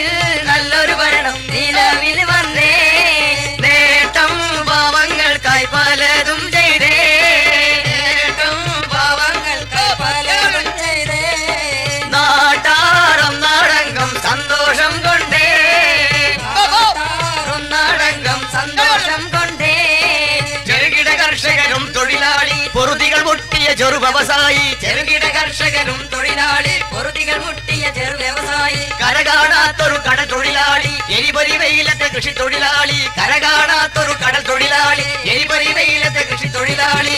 നാനാജനങ്ങളും സന്തോഷം കൊണ്ടേ, നാനാജനങ്ങളും സന്തോഷം കൊണ്ടേ, നാട്ടിൽ നല്ലൊരു ഭരണം നിലവിൽ വന്നേ, നാട്ടിൽ നല്ലൊരു ഭരണം നിലവിൽ വന്നേ. മാരാർ കരുണൻ സിരി കോലം തുള്ളുന്നേ, മാരാർ കരുണൻ സിരി കോലം തുള്ളുന്നേ, മായം മറിഞ്ഞ വൈകാലി തുള്ളുന്നേ, മായം മറിഞ്ഞ കലി തുള്ളുന്നേ, കേന്ദ്രം ചൂണ്ടിട്ടവർ ഭീഷണി കാട്ടുന്നേ, കേന്ദ്രം ചൂണ്ടിട്ടവർ ഭീഷണി കാട്ടുന്നേ, എന്തും ചെയ്യാനവർ തക്കം നോക്കുന്നേ, എന്തും ചെയ്യാനവർ തക്കം നോക്കുന്നേ. കേന്ദ്ര ഭരണം ഞങ്ങളിലാണ്, രാജീവ് ഞങ്ങളെ സ്വന്തമതാണ്, കേന്ദ്ര ഭരണം ഞങ്ങളിലാണ്, രാജീവ് ഞങ്ങളെ സ്വന്തമതാണ്, ആന്റണി KPCC-യിലാണ് എന്നും പറഞ്ഞവർ കുന്തിരി ചാടുന്നേ, എന്നും പറഞ്ഞവർ കുന്തിരി ചാടുന്നേ, വർഗീയ വിഷം നാട്ടിൽ പരത്തിയിടുന്നേ, വർഗീയ വിഷം നാട്ടിൽ പരത്തിയിടുന്നേ. മോനെ ലീഗേതെല്ലും ബേജാറാകണ്ട, മോനെ ലീഗേതെല്ലും ബേജാറാകണ്ട, മാരാർ മന്ത്രത്തിൽ നീ കൂടുങ്ങിടേണ്ട, മാരാർ മന്ത്രത്തിൽ നീ കൂടുങ്ങിടേണ്ട, ഭരണം നഷ്ടപ്പെട്ടാൽ വീരാന്താകേണ്ട, അങ്ങനെ ഭരണം നഷ്ടപ്പെട്ടാൽ തീരാന്താകേണ്ട, മാനവും കെട്ടപണിക്കായി നടന്നിടണ്ട, മാനവും കെട്ടപണിക്കായി നടന്നിടണ്ട. വോട്ടിൽ ഭൂരിപക്ഷം പ്രിയമുള്ളവരെ, നേടിക്കൊണ്ടേ, നിങ്ങളും ആ മഹാഭരണത്തിൽ ഒരംഗമാകുക. ജാതിവർഗീയ ശക്തികളിൽ നിന്നും നമ്മുടെ രാജ്യത്തെ രക്ഷിക്കാൻ, ജനാധിപത്യത്തിന്റെ ശത്രുക്കളായ കോൺഗ്രസിന്റെ കയ്യിൽ നിന്നും നമ്മുടെ നാട് രക്ഷിക്കാൻ, ഈ കാലഘട്ടത്തിന് കടമ നിർവഹിക്കാൻ നിങ്ങളും ആ മഹാപ്രകടനത്തിൽ ഒരംഗമാകുക എന്ന് ഞങ്ങൾ അഭ്യർത്ഥിക്കുന്നു. പാവങ്ങൾക്കായി പലതും